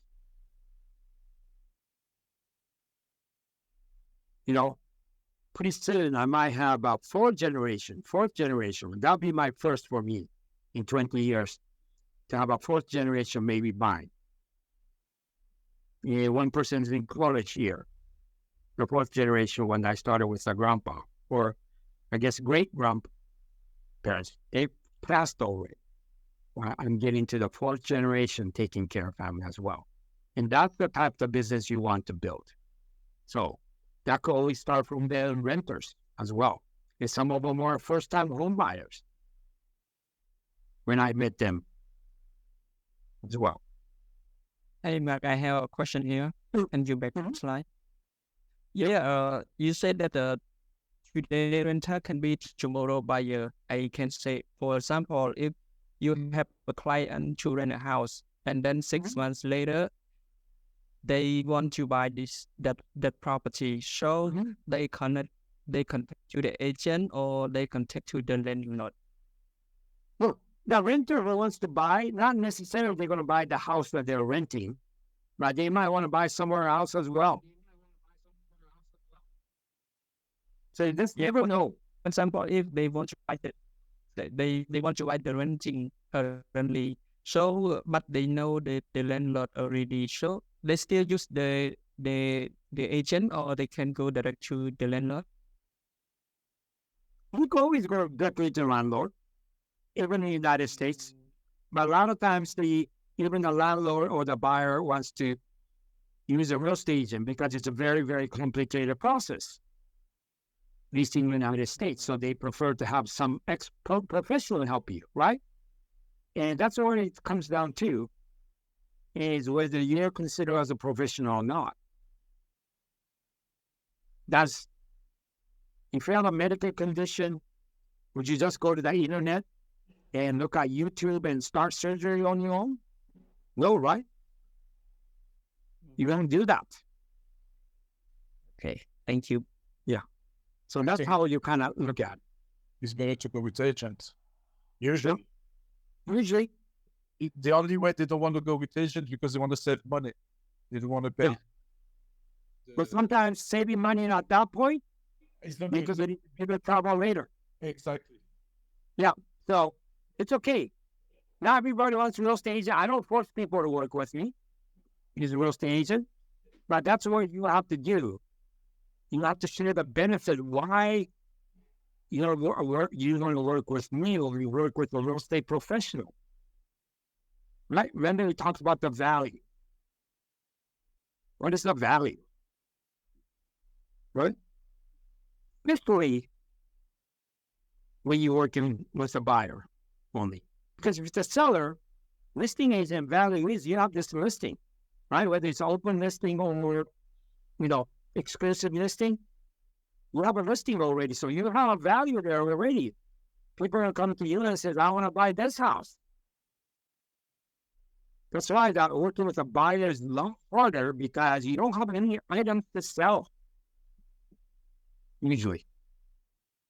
Not because you're going to help them find the right house. Excuse me, Mark. May I have a question, please? Because, I'm Sorn because I cannot turn on the camera. And the only thing I heard that there in the United States, the buyer and the seller must be through the agency. Is it right? No. You don't have to have an agent. There's no law saying they have to have a real estate agent to sell or buy. And like I said, some states, they don't even allow you to be the dual agent, meaning that you represent seller and a buyer in the same transaction. Some states do not. I think there's like 3 or 4 states in the United States, they don't allow them. Washington State, they do allow one agent to be the buyer agent and listing agent at the same time. But there are certain specific law and certain paperwork that they need to fill out that they truly understand that I represent both sides. Well, practice-wise, I don't represent both sides. I could tell you one dual agent story. Then we'll take a break. Okay, thank you so much. Yeah, and this is what happened. It was wrong with the reason. Most superstitious, I decided not to do it. One time I did a commercial listing. This was came from a good client of mine. He said, I need to sell part of my business. I was a warehouse that they have in the area, more commercial listing. They want to sell. So I said, I'm not a professional in commercial. So I can refer you to my partner today. He goes, no, I want you to do it because I trust you. Great. So I did something I probably will never do it now, but I did it. And also, one of my good clients, he says, Mark, I'm looking for this. I may have this listed. And I said, well, you actually refer to somebody, no, Mark, I want you to represent. Both seller and the buyer agree that I'll be working with them. And bad on this one is because it was the one company and their president selling, the one company's president they want to buy. I knew the presidents. The matter of making a story short, both the seller and the buyer died during transaction before it gets closing. One was accident, both was accident death. Well, transaction was a lot longer. And my side is, you know what? That's a bad thing. If my seller and the buyer dies during transaction, I don't think I want to touch commercial. The commercial, this one was environmentally, if it was normal, I would never touch it because it was a only places that they're selling, that they used to do let's keep the school buses. And the buyer was a food factory. So if you really look at the environmental things, nowadays, I think you could never buy that property and start doing a meat processing place after it was been a bus board for a long time. So that's one of my stories. I said, I don't want to do due agent. I'm not touching commercial. So that's me. All right. This pledge of performance reinforces value and shows loyalty, right? Shows your commitment to them. We need to do that. I'm committed to him in these different ways. I'm helping you to educate you. I'm going to make a commitment to helping you save time. Commitment to help you find the right house at best value. I do all this plus, and also I like to have a same commitment from you that you're going to be working with me. Pledge of performance is something that we give, and we want to get a pledge from the buyer on the loyalty as well. All right, let's stop here. We went a little bit long, but it says okay. Remember, we still have a 3.5 more sessions, so right, let's take our breaks. It's 11:06, so if we could do a 10-minute break, we'll come back at 11:16 and we'll finish it up for the day. With the internet right now, bad news travels very quickly to the entire world. So you really, really have to be careful when you're representing your client, and the bad news travels very fast. So that's one of the reasons why, more so right now, I never did. But if I don't feel comfortable working with somebody, not because they're a bad person or I'm a bad person, sometimes you just don't get along, doesn't click. And I just let it go. If it's just a personality difference, I refer to somebody in my office that might be able to help that person better, then I pick up a referral fee. That's better than keep fighting, and close transaction. You might get money, but that person is going to tell everybody how bad, horrible I was. That costs more money to me than letting it go. So I know that I didn't really answer your question, but hopefully that gave you an idea on it. Really? Okay, thank you so much. Uh-huh. All right, let's continue and finish it up for the day. Educate the buyer.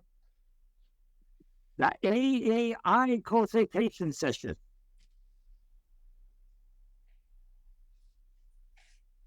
This case says, ask the buyer questions. Answer buyer's questions. Information buyer, reframe buyer about the process.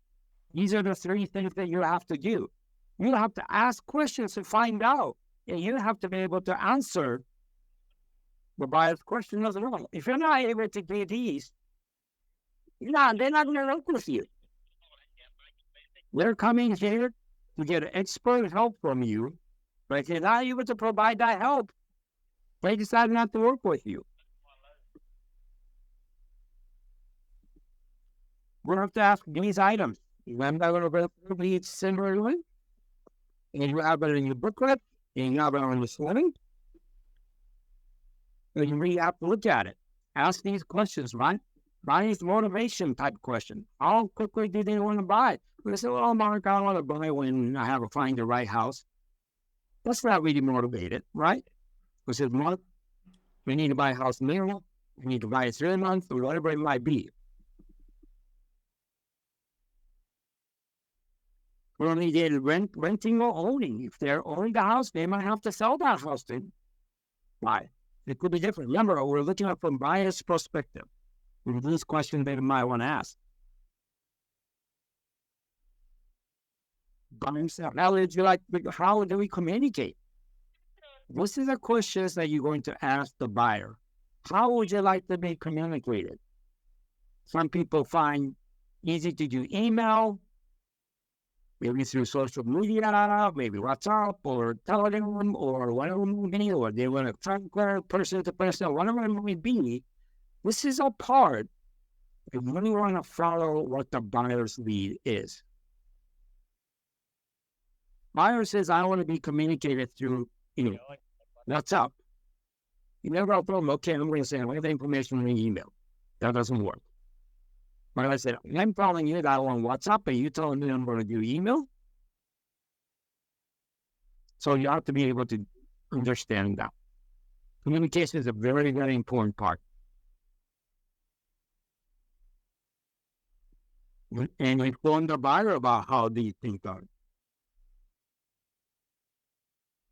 You inform them, but caution not to third on confidential information, things like that. That's on there. And there are a lot of things that's listed on there. It says any eye consultation session. This is something that you take a memo on, and you might create the system how you're going to ask questions.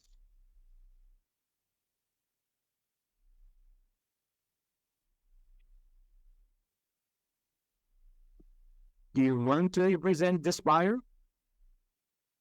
Remember, you have a choice to work with somebody as well, just like they have a choice to choose you or not to choose you. The problem is draining their time and resources. It's stressful. Unmotivated clients, potentially unqualified, unrealistic, inconsiderate, and questionable loyalty, or not nurture, prefer, uneventful react, or potential conflict of interest they might have. These clients could be draining your time and your resources and your stress. So maybe might be a time that you don't want to work with that person. And use your resources at a time to a positive relationship. Right?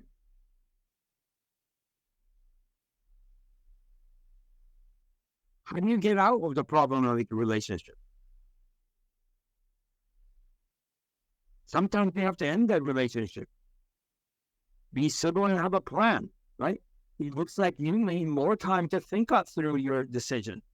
Let's put things on hold for a while and figure out. Or I'm sorry that I am not meeting our needs, looks like. It is probably best for you to work with someone else. In other places, I have everything that might be perfect for you to help. If you want, I can refer them. You want to strategically not offend them. But most of the time, when you're feeling they're not really clicking or working with the right person, we feel the same way as well. Usually. We might feel like they're obligated to work with you because they were referred by their friend. But not necessarily. That's why I tell when there's a referral from somebody, I tell them, I'm going to do my best I can, but not necessarily that they might like me or not. I let my person who referred me to that says, you might choose not to work with you out there, but I just wanted to let you know that. So that way my person who referred to me doesn't get offended as well. Like I said, most of my business right now, probably 95% is referral by my past clients or other real estate agent and people that I know.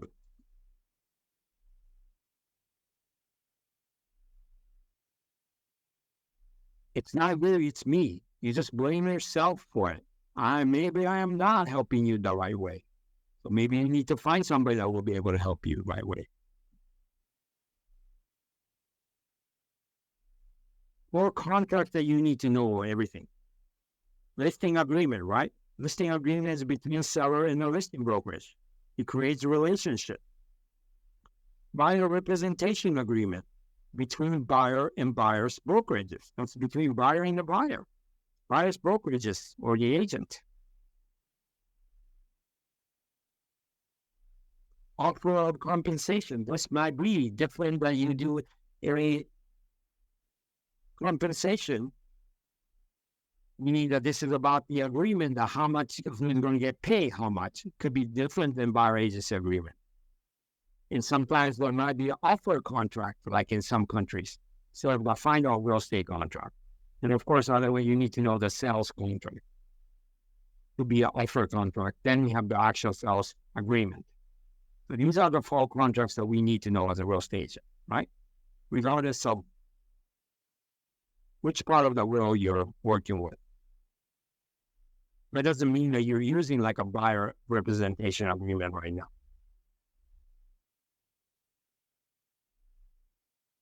But tomorrow, I will load you the copy of the buyer agency agreement that we use in the United States, just a sample, to see what that looks like. You might be able to create your own. Of course, the attorney has advised you to don't create forms on your own. Have somebody professionally create one for you that works for your company or yourself. If you belong to some company, make sure you run this by your boss so the boss knows what you're doing.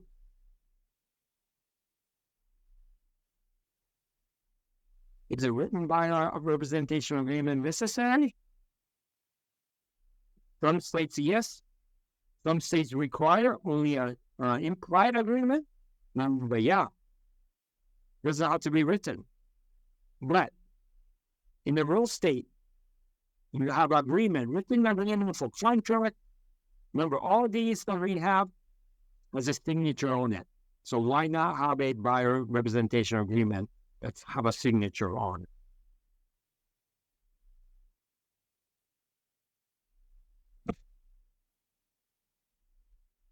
Benefit of the agreement outlines mutual responsibility.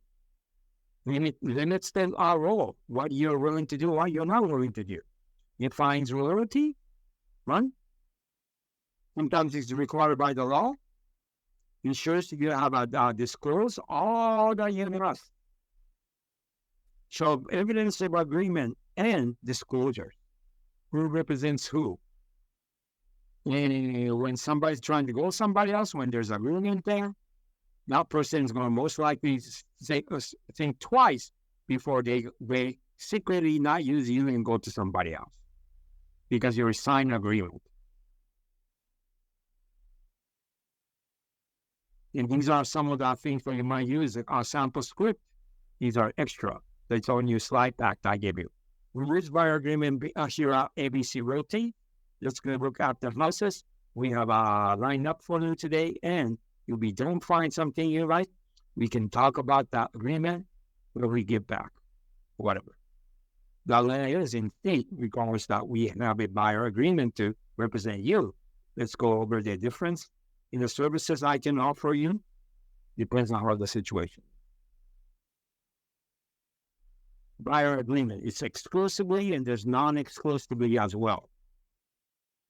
Same thing as the listing side. You're the only one, or you're allowing other people to do. This one is non-exclusive. Most likely it applies to the houses that you're shown to them or information that you're given to them.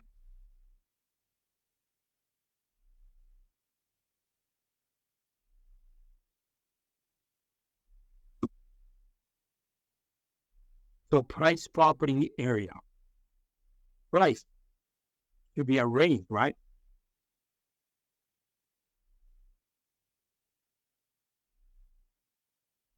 This is talking about the buyer agreement. You can put all kinds of different criteria on there. You could do the price, if buyer buys a property, then an area. So for me, my buyer agent agreement is, I need to receive a minimum of $5,000 compensation. And most of the $5,000, because of the price range that we're in our market, is usually covered by the seller. But there are sometimes, like a for sale by owner, seller is now willing to pay commission. The buyer already knows when our buyer agent agreement that if they decide to buy for sale by owner, only that I can help them is you pay me $5,000 compensation. The amount is not set. I just use $5,000. That is not lower if you really think about it. The average house price is about $500,000 in my market. And usually commission is between 2.5% to 3%. I just did the contract, which is okay. So over 5,000, I only pay 1.75%, which is very rare that I see a commission below 2.5% in a residential listing on the price range of that, under $2-3 million. Right, you see it, but my agreement with the buyer is, if I don't get $5,000, then you're going to pay me the difference, so $5,000. So I'm getting more than that, so no money is coming from the buyer. And you could do property. I only cover this type of property. Or area. I only going to cover this area. You cannot be agent for the entire Cambodia. That's hard, right? You might pick that.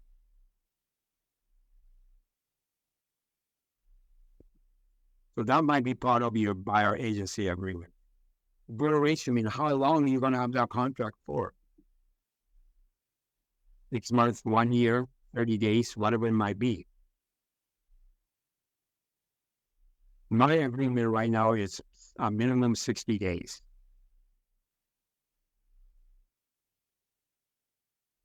And it can always be extended. If they're going to break it, I never stop them from breaking it.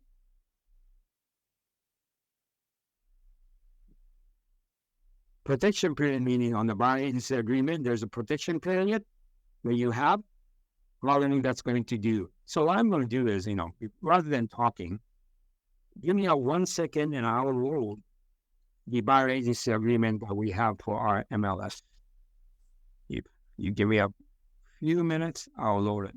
Sorry that I should have done it in my previous report.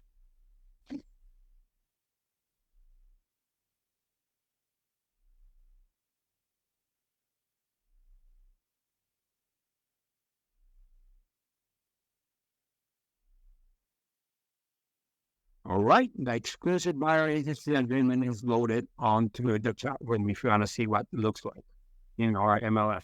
This documents are created by MLS.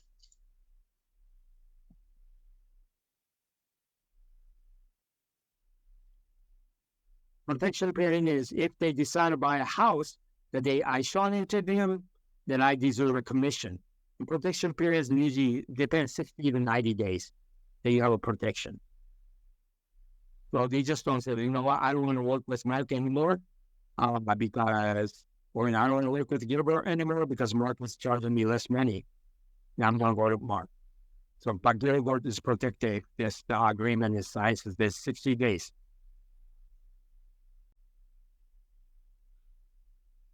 And what type of service are you going to offer to be spelled out if you choose to? Showing properties that's on the market, or maybe it's not on the market. Whatever you do, I do a CMA, means market analysis report for you before we make an offer. Whatever it might be, you could use these as part of the services. Your buyer's duty. Any question? Go ahead. Yeah, I have a question. Sorry, sir. No problem. Do you think is it normal that an agent, if she has the lead, the contract to sell the house for someone, but if it is not succeed after his contract's finished, let's say it didn't sell after 30 or 3 months, he asks for money. They have to pay. The people has to pay money for his thing. This is normal. If it happens, because you have a contract. Yeah, but do you think this is normal? It's not a risk that when Asians take a lead, this is his duty. This is his to make sure that he can sell the house. He cannot ask why if he doesn't sell the house, right? Now, some people say, like you say, Gilbert, I mean, you have a buyer agency agreement signed, and, Gilbert, you say I'm just giving an example, right? I'm charging you 3%. And I might have to pay a little bit. When they found out, Mark, you did all of the work, and my deal did not go through.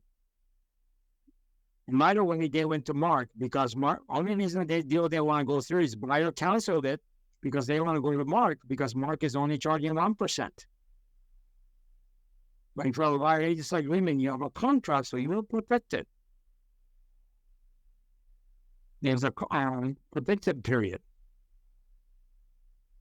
All right. Yep. And other buyers, right? Sometimes you're working 2-3 buyers, but you need to let everybody know that, look, I worked this other buyer in the same price range and same area. So I need to let you know, and I'm gonna give the information to both the buyer, and it's a first come first serve. So maybe I'm going to be showing this property to somebody else as well. It doesn't matter if you're doing a dual agency, right? Because you're voting for the seller, meaning you want to share it to everybody. Dual agency, we talk about it. You need to disclose if you are going to be dual agency. How are you going to handle it? Well, me right now, on the buyer agency agreement, that I will not do a dual agency. I will refer it to my team member to have the buyer represented if my buyer wants to buy a property that I have listed. Non-discrimination. What's more important in the United States?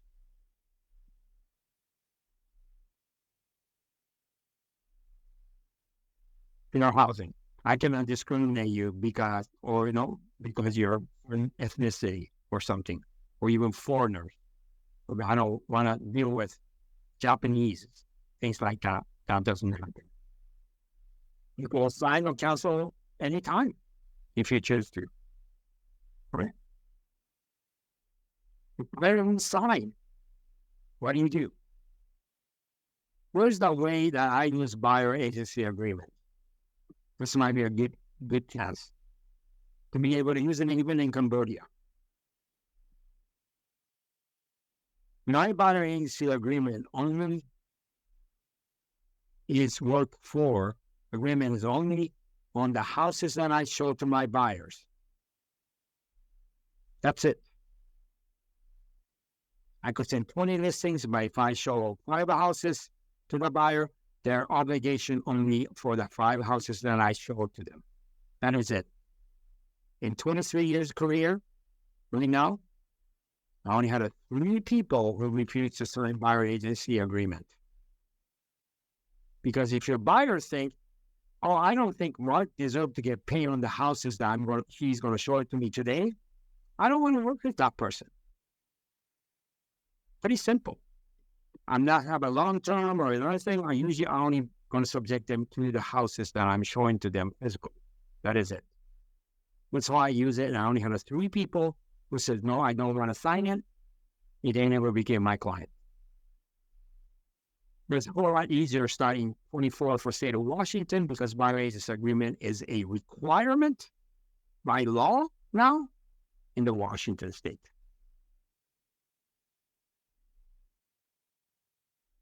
Compensation issues. I am not going to go deep about this compensation issue in the United States. Who pays for buyer representative commissions? It is the buyer's money that pays for the entire transaction, isn't it? Because commission amount is included in the price of the house. So unless the buyer make a decision to buy that house, he's not going to get paid, or even the listing agent doesn't get paid. So never ever a good idea to say, oh, don't worry about commission. Seller's going to pay for that. That's not true. The compensation may come from the seller's side of the closing statement, but the seller had no money to pay anything until the buyer brings the money to close, right? So technically speaking, commission is paid by the buyer, right? The action the buyer took allows you to make money, or even for a listing agent to make money as well. Mark, I have a question back to the compensation for the buyer rep. Yeah, because the compensation basically come from the seller side. Although the buyer is actually the one who pay the money for the whole transaction, but the seller is the one who take the money from their pocket and pay to the buyer rep after closing the deal.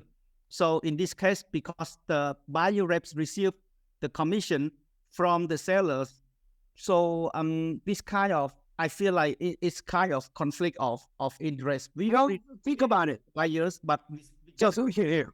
Yeah. So let me ask this question. What makes seller pay you, the buyer broker, the commission? What action?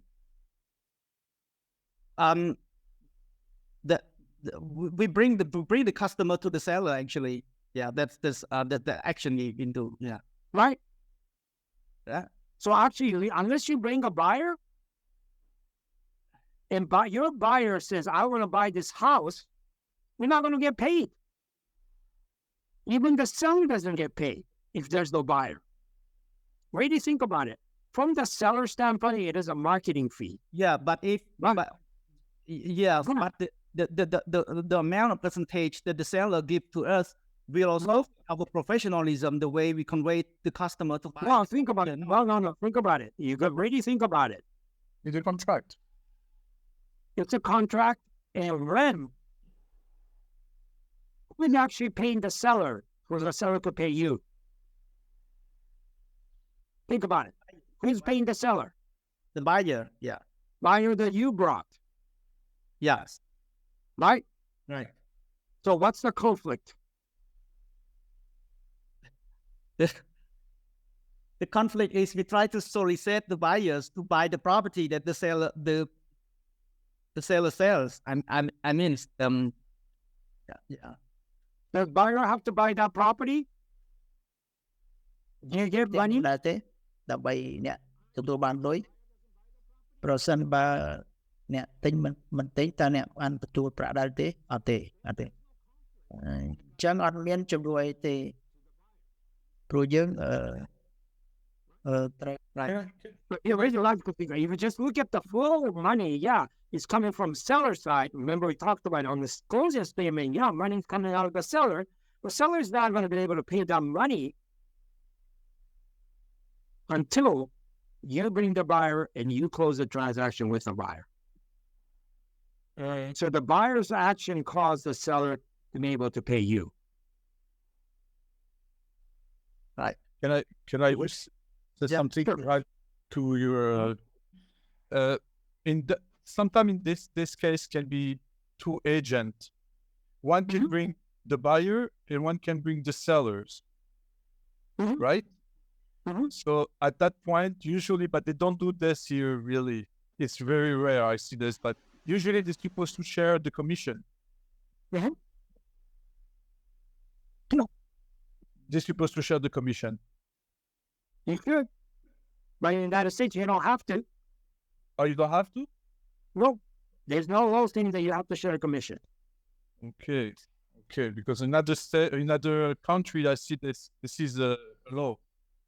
Yeah, some countries it's a law, but in the United States, it's not a law.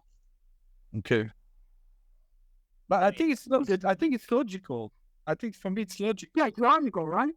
Absolutely, because let's say you have the customers, you have your customers to sell the house, and you have your person to sell the house, Mark, and they have logical to buy. It's logical. It's really logical. So if the people who sell the house is 5%, they won't pay more than 5%. The 5% is supposed to be divided by 2 agents. And that's something that you negotiate, right? Usually, yes. But yeah, I mean, usually the best, to me, is the best way to do is split half and half. Absolutely. That's more, but it doesn't, you don't have to. There's no law in the United States that you have to split half and half. There's no law that you have to offer a compensation, but I think it's kind of dumb from the seller side not to offer compensation, right? Says, I want you to sell my house, but, I want to pay you. But maybe you lose a client like this. Maybe I can bring my client to another, convince him to buy another place. If I don't get, you understand? Right. But in that case, that's why the buyer agency agreement is there. So I might be still able to help them, but buyer understand if the seller is not offering commission, that I might ask you to pay for it. If the buyer says, you know what, Mark, I like this house, but if I have to pay you the money, then let's go look for something else. But that's a trust relationship that you build with your buyer. Absolutely. I mean, right now, every year I have three cases where my buyer is paying my commission directly to me because the seller is not offering compensation. Sometimes every time it's for sale my owner. Or buyer says, hey, Mark, my neighbor wants to sell his house. But I don't know that I still want to use your service to represent me, and the buyer pays me the commission. So I might not. I have about 2 transactions every year that buyer pays. Right? I have an idea, man. I think ask brother. Sorry, I don't know his name. I did not see his face because I think he still consider like he is a dual agent, because in the state they have the seller agent and the buyer agent, and here we talking about the buyer agent, but he still consider. I think maybe he still consider act and dual agent. We cannot classify we are the buyer agent or we are the seller agent. So that's why usually the seller agent they get the commission from the seller, the buyer agent get the commission or something. So it's still he said it's still a little bit conflict. But if we can separate it who are we? We are the buyer agent or we are the seller agent, and then it will not be complicated. And I think in Cambodia sometimes we get the money from the seller until the transaction done or until they go to their own home. But here sometimes we get the commission on the closing date, so that by the money is there already.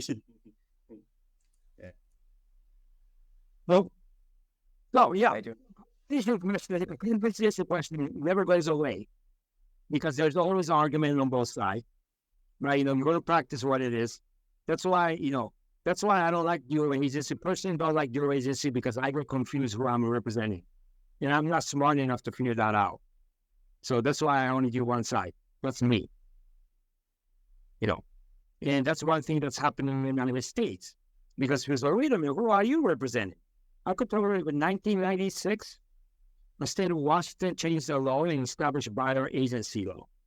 But there was no contract, but the law was established. It was till then, everybody worked for the seller. Like somebody say, yeah, seller is paying a commission. But actually, seller doesn't pay any commission until the house sells. We got to be a buyer, right? Most of the time, seller's not going to pay you until the house sells. So that's the company. There's this compensation to go on and on and on. But that's why, remember, we are differentiating. Remember, we talk about the clients versus customer. You become a client. Officially, you're a person become a client when you have a signed buyer agency. Remember, we're talking an ABR class right here. So, right?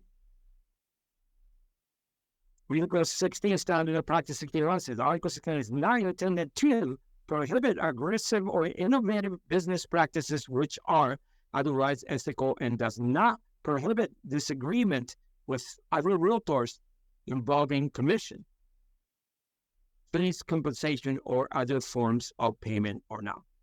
There's going to be a discussion. Or we should work together and figure out what that looks like. Because that's one. This is realtor says realtor access as exclusive agreement or broker with the seller's landlord establishes the terms and the condition of the offers to cooperate with, unless expressly indicated is offer to compensate. A cooperating broker may not assume the offer of compensation included an offer on compensation. In other words, don't assume that you're going to get paid if you sell something. Make sure there's an agreement there. Usually the MLS creates that agreement, right? Putting the commission amount on there. 1-5, realtor may represent the seller, landlord, and buyer tenant in doing same transaction only after full disclosure in the list information informing customers. In other words, if we're going to do a dual agency, it is better, even if it's a common practice in some of the country, maybe in Cambodia as well, it's always good to disclose that you are representing both sides. There's nothing wrong by saying that. We're going to try. My job is to try to work a best deal for both you and the seller, buyer and the seller, to come to a good agreement that's satisfactory to the both. I think that statement needs to be done. Right? There are other standards of practice that talks about that. And I'm not going to talk about, there's some lawsuits that's happening in the United States regarding these commissions. But one thing is you want to go to the competition.realtor. They'll tell you about economics of buying a home and all these competitive ways, why we should be competitive. And sharing the information, sharing the commission is best practice for us as an overall in the mid to long-term run, and also for the consumer in transparency as well.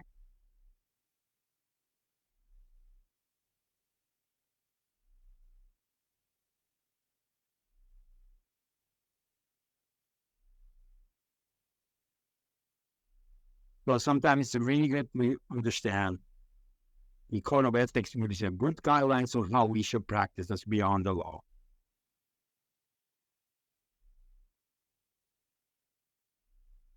Listing agreement needs to stop saying things like this. It is saying that right now in listing agreement that we have right now, it's separated column. It says listing seller, you're going to pay me X amount of dollars, or this for me, and you're going to be paying X amount of dollars or percentage to the buyers.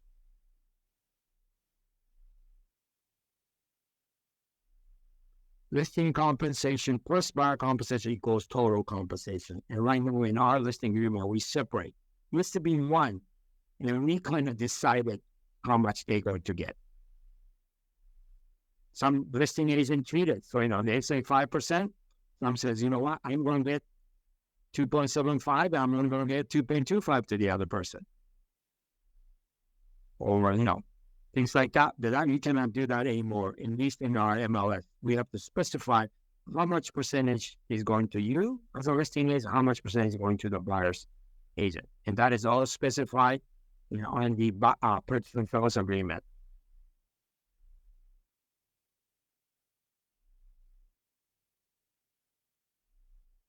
Buyer agent with a buyer rep, and they might have their own separate contract. That much like for me, I have to get minimum certain amount. And you could negotiate with the seller. Says, look, we're not paying the minimum amount. Can you pay for it? I did that with the first buyer owner. I try to negotiate. And we have a buyer says, it will pay me commission of minimum, I start with 2.5%. If they don't, then it's a minimum. Hopefully I could get $5,000 from this seller if I'm representing a buyer on behalf of that. And I tell buyer, look, I was able to get this money out. If it's not as we agreed on, and you understand, then you're going to have to pay me my commission. No written agreement does not mean that you're not represented. It's all different on which type of law you have in each state. So,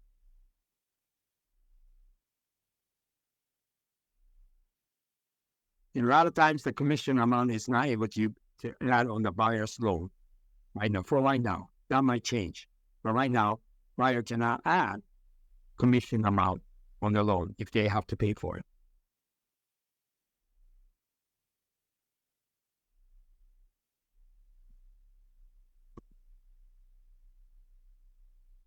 So the reality is, the comp stores 10 has sold for 100,000 to 102,000 in the subdivision. All these sellers pay by brokerage compensation.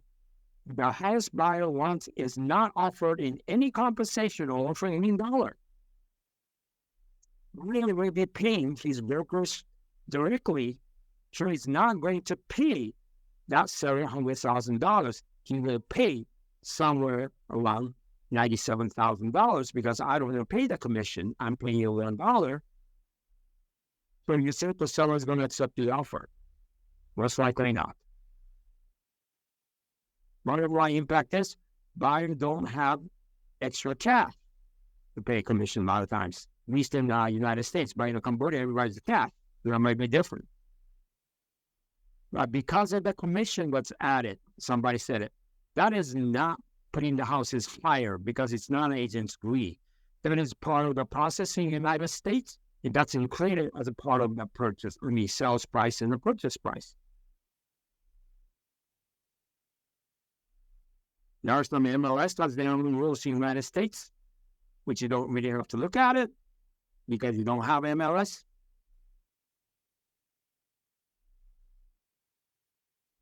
I say it's more than agreed. Well, if the offer of the compensation is more than what's required, then you need to talk to those buyer's agent. That's why I very transparent. I let my buyer know how much commission I'm receiving when I sell this property.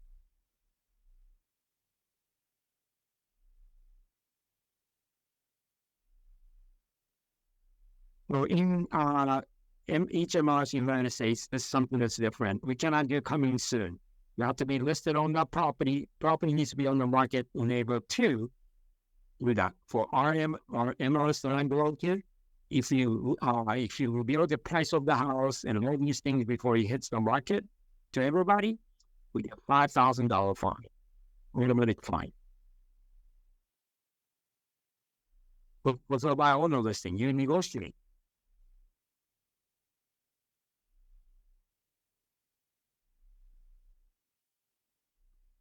Is buyer representative agreement needed to receive a commission? Not necessarily right now, except for some states, and it will be in Washington as well. Yeah, right? This is the end of Module 2. I know it's spent a lot of time in Module 2, but Module 2 is one of the big chapters and a lot of commission questions and so forth. And then there's a one on the 82 says 5 reasons to sign buyer representation agreement. You might look at that as well and see maybe you want to create one.